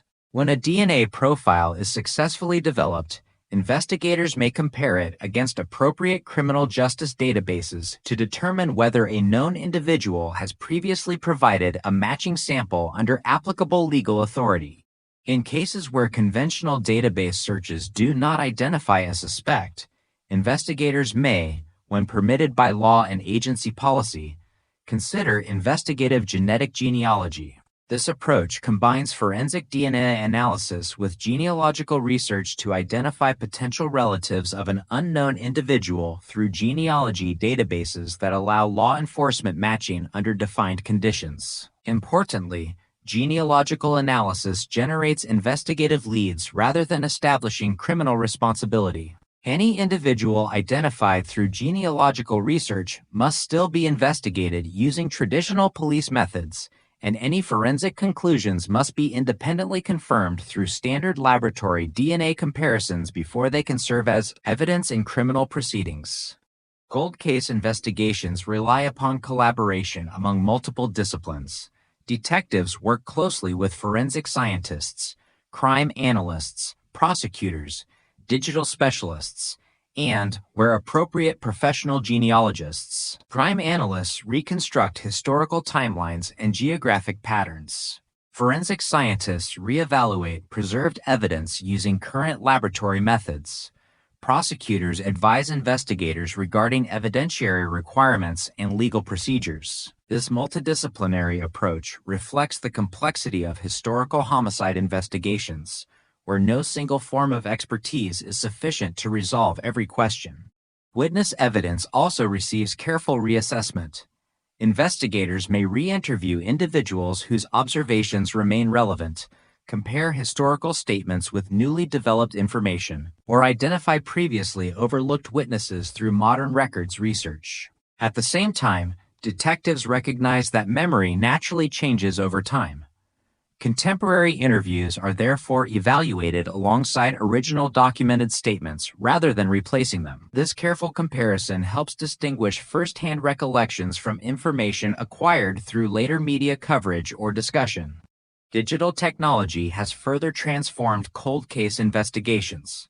Historical records that once required manual searches through paper archives are increasingly available through searchable electronic databases. Public records, newspaper archives, property records, census information, and geographic mapping systems allow investigators to reconstruct historical events with greater efficiency than was possible decades ago. Digital evidence management systems also facilitate collaboration among agencies by organizing large volumes of investigative material in accessible formats. Cold case units must also address legal considerations unique to historical investigations. Evidence must remain admissible under current evidentiary rules. Chain of custody documentation must demonstrate the integrity of physical exhibits, and constitutional protections applicable to criminal investigations remain fully in effect regardless of how much time has passed. Prosecutors frequently become involved early in the reopening process to ensure that renewed investigative efforts satisfy legal requirements governing future court proceedings. Despite technological advances, many challenges remain. Some evidence has deteriorated beyond scientific usefulness. Witnesses may have died or become impossible to locate. Crime scenes may have changed substantially due to development or environmental factors. Records may have been lost through circumstances beyond investigators' control. Cold case units therefore prioritize cases in which preserved evidence and available documentation provide realistic opportunities for renewed investigation. The success of modern cold case units has influenced investigative practices well beyond unsolved homicide cases. Law enforcement agencies increasingly emphasize comprehensive documentation, long-term evidence preservation, and regular review of unresolved investigations. Crime scene personnel understand that evidence collected today may be examined using technologies not yet invented. This perspective encourages meticulous forensic practices designed not only to support current investigations but also to preserve opportunities for future scientific advances. Cold case investigations demonstrate that criminal justice is often a long-term process rather than a single event. Scientific innovation alone does not solve decades-old homicides, nor does persistence by itself overcome every investigative obstacle. Instead, successful case resolutions emerge from the combination of careful original evidence collection, secure preservation, evolving forensic science, thorough documentation, multidisciplinary collaboration, and continued commitment by investigators who recognize that the passage of time does not necessarily diminish the possibility of discovering the truth. Through these specialized investigative efforts, cold case units have transformed the expectation that certain homicides will remain permanently unsolved, showing that evidence preserved with care can continue to speak long after the original investigation has ended. The resolution of the April Tinsley murder more than 3 decades after the crime has become an important example in discussions of modern cold case investigations. While every homicide presents unique factual and legal circumstances, the investigation illustrates several broader developments that have reshaped how law enforcement agencies approach unsolved violent crimes. Rather than representing a single technological breakthrough, the case demonstrates how evidence preservation, forensic science, interdisciplinary collaboration, and sustained investigative commitment can work together over many years to produce results that once appeared unattainable. One of the most significant lessons concerns the preservation of physical evidence. During the original 1988 investigation, crime scene personnel collected and documented biological material according to the forensic standards available at the time. Although investigators could not anticipate the precise DNA technologies that would emerge decades later, they understood the importance of maintaining evidence in a condition suitable for future examination. Secure packaging, careful labeling, contamination prevention, and complete chain of custody documentation ensured that biological evidence remained available for scientific analysis long after the original investigation had reached an impasse. The case also highlights the evolution of forensic DNA analysis. In the late 1980s, forensic genetics remained a developing discipline with capabilities far more limited than those available today. Modern laboratories can often analyze biological samples that earlier investigators could not fully utilize, producing DNA profiles from much smaller or more degraded material through improved extraction methods, amplification techniques, and analytical technologies. The April Tinsley investigation demonstrates how advances in laboratory science can expand the value of evidence preserved many years earlier. A further influence has been the growing recognition of investigative genetic genealogy as a valuable investigative tool in appropriate cases. When conventional DNA database searches fail to identify the source of crime scene biological evidence, investigators pursued genealogical analysis under applicable legal and policy frameworks. This approach generated an investigative lead that was subsequently confirmed through traditional forensic DNA comparison. The distinction between these two processes has become an important lesson for law enforcement agencies. Genealogical research assists investigators in identifying potential suspects, while conventional forensic DNA testing provides the evidentiary comparison used within the criminal justice system. The investigation also illustrates the importance of multidisciplinary collaboration. Successful cold case investigations increasingly depend upon cooperation among detectives, forensic scientists, crime analysts, prosecutors, digital specialists, and, when appropriate, professional genealogists. Each discipline contributes expertise unavailable to the others. Detectives reconstruct historical events, forensic laboratories analyze preserved evidence, genealogists identify potential investigative leads, prosecutors evaluate legal requirements, and analysts integrate large volumes of historical information into coherent investigative frameworks. The April Tinsley investigation demonstrated that effective communication among these specialties can significantly enhance investigative effectiveness. Documentation has emerged as another enduring lesson. Cold case investigations frequently extend across multiple decades, during which original investigators retire, agencies reorganize, and investigative responsibilities transfer to new personnel. Comprehensive reports, evidence inventories, laboratory records, photographs, interview transcripts, and investigative notes enable later investigators to understand both the evidence and the reasoning underlying earlier investigative decisions. Without detailed documentation, valuable institutional knowledge may disappear even when physical evidence remains available. The case has also influenced how many agencies evaluate unsolved homicide files. Rather than viewing cold cases as permanently inactive investigations, law enforcement organizations increasingly conduct periodic reviews whenever significant forensic or technological developments occur.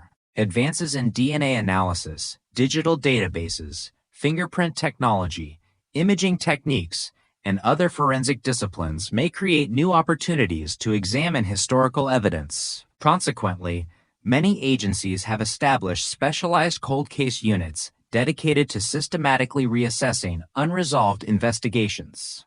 Beyond its investigative significance, the case has contributed to broader discussions regarding public confidence in the criminal justice system. Families of homicide victims often experience years or decades without answers when investigations remain unsolved. The successful resolution of long-standing cases demonstrates that careful evidence preservation and continued investigative commitment can create opportunities for accountability even after substantial periods have elapsed. At the same time, law enforcement agencies emphasize that not every cold case contains evidence suitable for modern forensic analysis and that scientific advances cannot overcome every investigative limitation.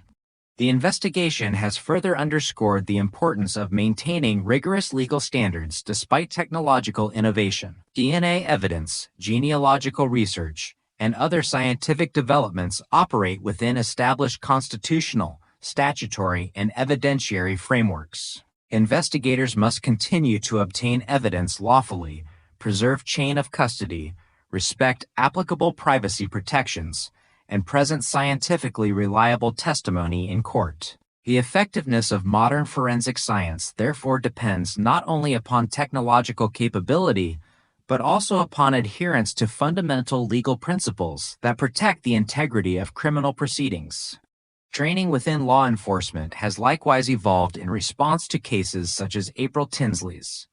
Crime scene investigators receive increased emphasis on long-term evidence preservation, recognizing that material collected today may be analyzed using technologies not yet developed. Detectives are encouraged to maintain thorough documentation.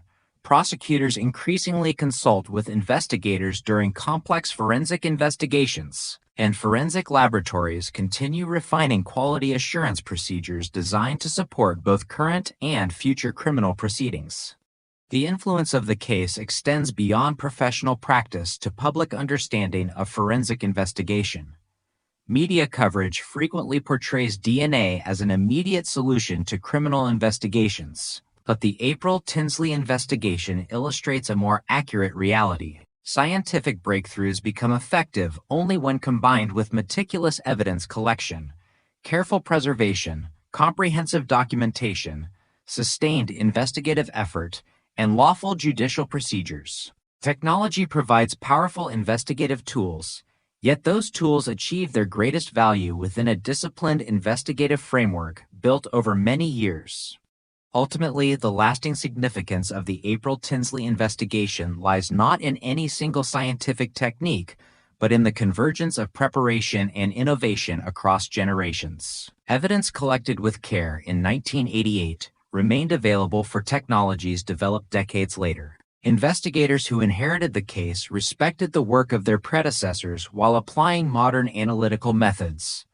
Prosecutors and forensic scientists translated complex scientific findings into evidence capable of supporting legal proceedings. Together, these efforts demonstrated that while time may complicate homicide investigations, it does not necessarily diminish the possibility of discovering the truth. The case continues to serve as an important example of how perseverance, scientific progress, and professional collaboration can reshape expectations regarding the investigation of long unsolved violent crimes. The resolution of the murder of April Tinsley more than 30 years after the crime has become an important point of reference in discussions about the future of cold case investigations. Although it was one of several high-profile cases solved during a period of rapid forensic advancement, the investigation demonstrated how carefully preserved evidence, modern DNA technology, and interdisciplinary collaboration can transform an investigation that once appeared to have reached its limits. Its influence extends beyond Indiana and the United States, contributing to broader conversations among police agencies, forensic laboratories, prosecutors, and policymakers about the management of unsolved violent crimes.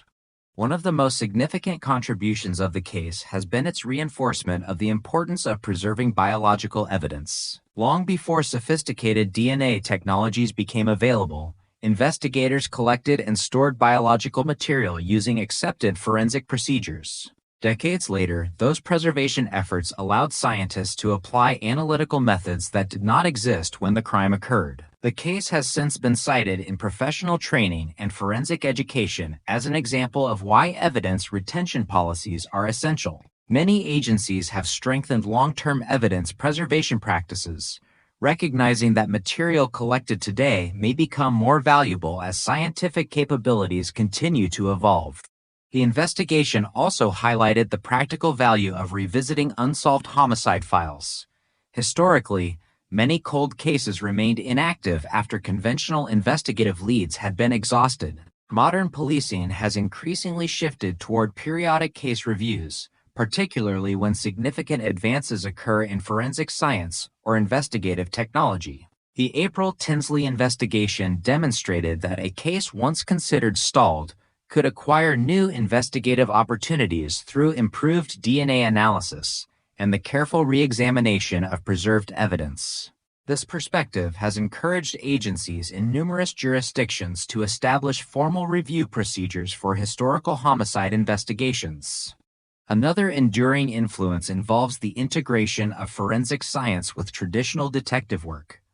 Public attention often focused on DNA technology, yet the investigation underscored that scientific evidence alone does not resolve a homicide. Detectives reconstructed historical timelines, reviewed decades of investigative documentation, coordinated with forensic laboratories, consulted prosecutors, and evaluated new information within the broader factual context of the case.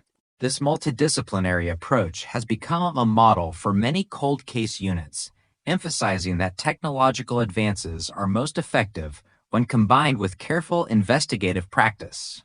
The case also contributed to the broader adoption and discussion of investigative genetic genealogy. During the late 2010s, several prominent cold cases, including the identification of the offender responsible for the Golden State Killer crimes, demonstrated the investigative potential of genealogical research when combined with forensic DNA analysis.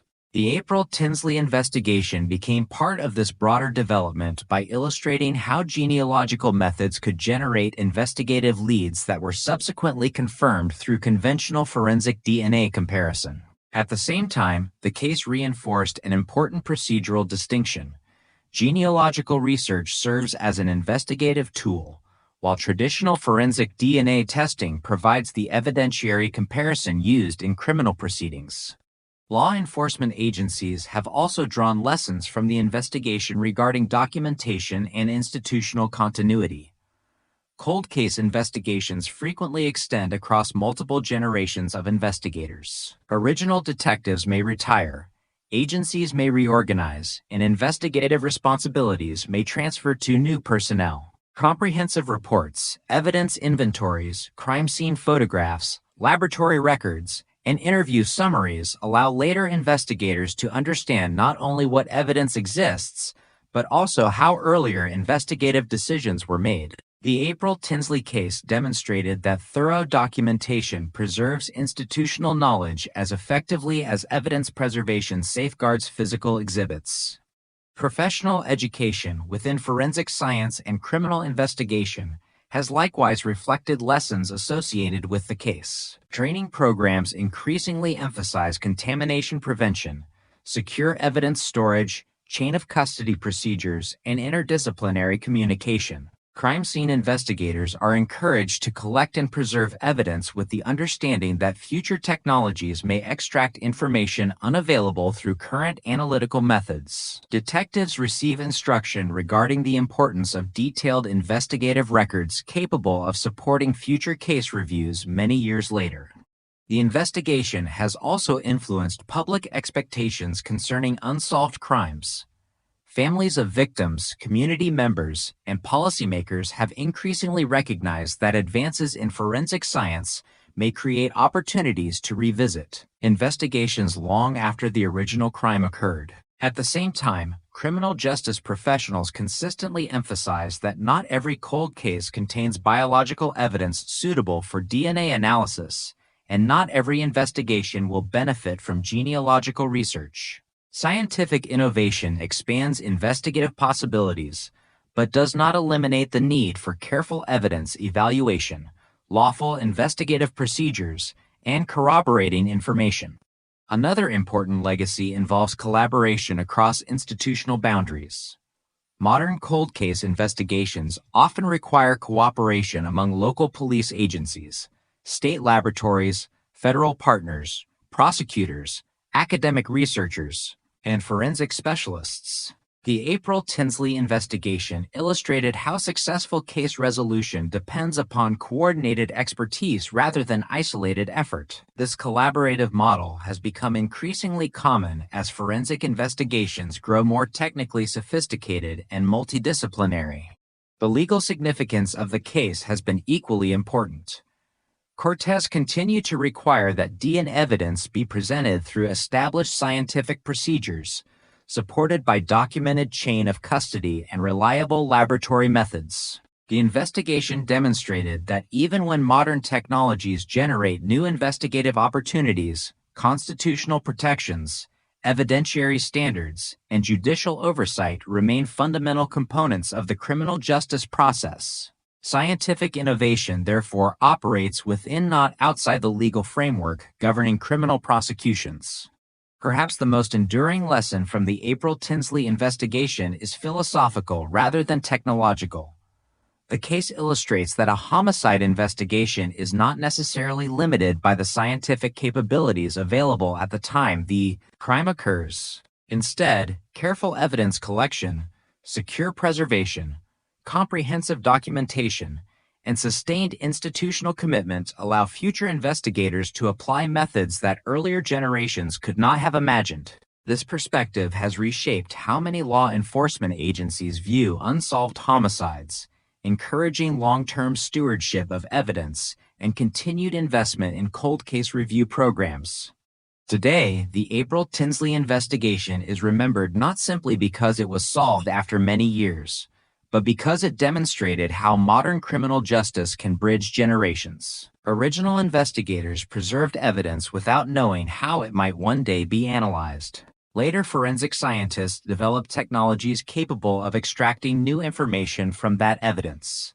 Detectives and prosecutors integrated scientific findings with traditional investigative methods to build a legally supportable case. Together, these efforts illustrate a broader transformation in homicide investigation, one in which persistence, scientific progress, and professional collaboration have expanded the possibility of resolving crimes that once appeared destined to remain permanently unsolved.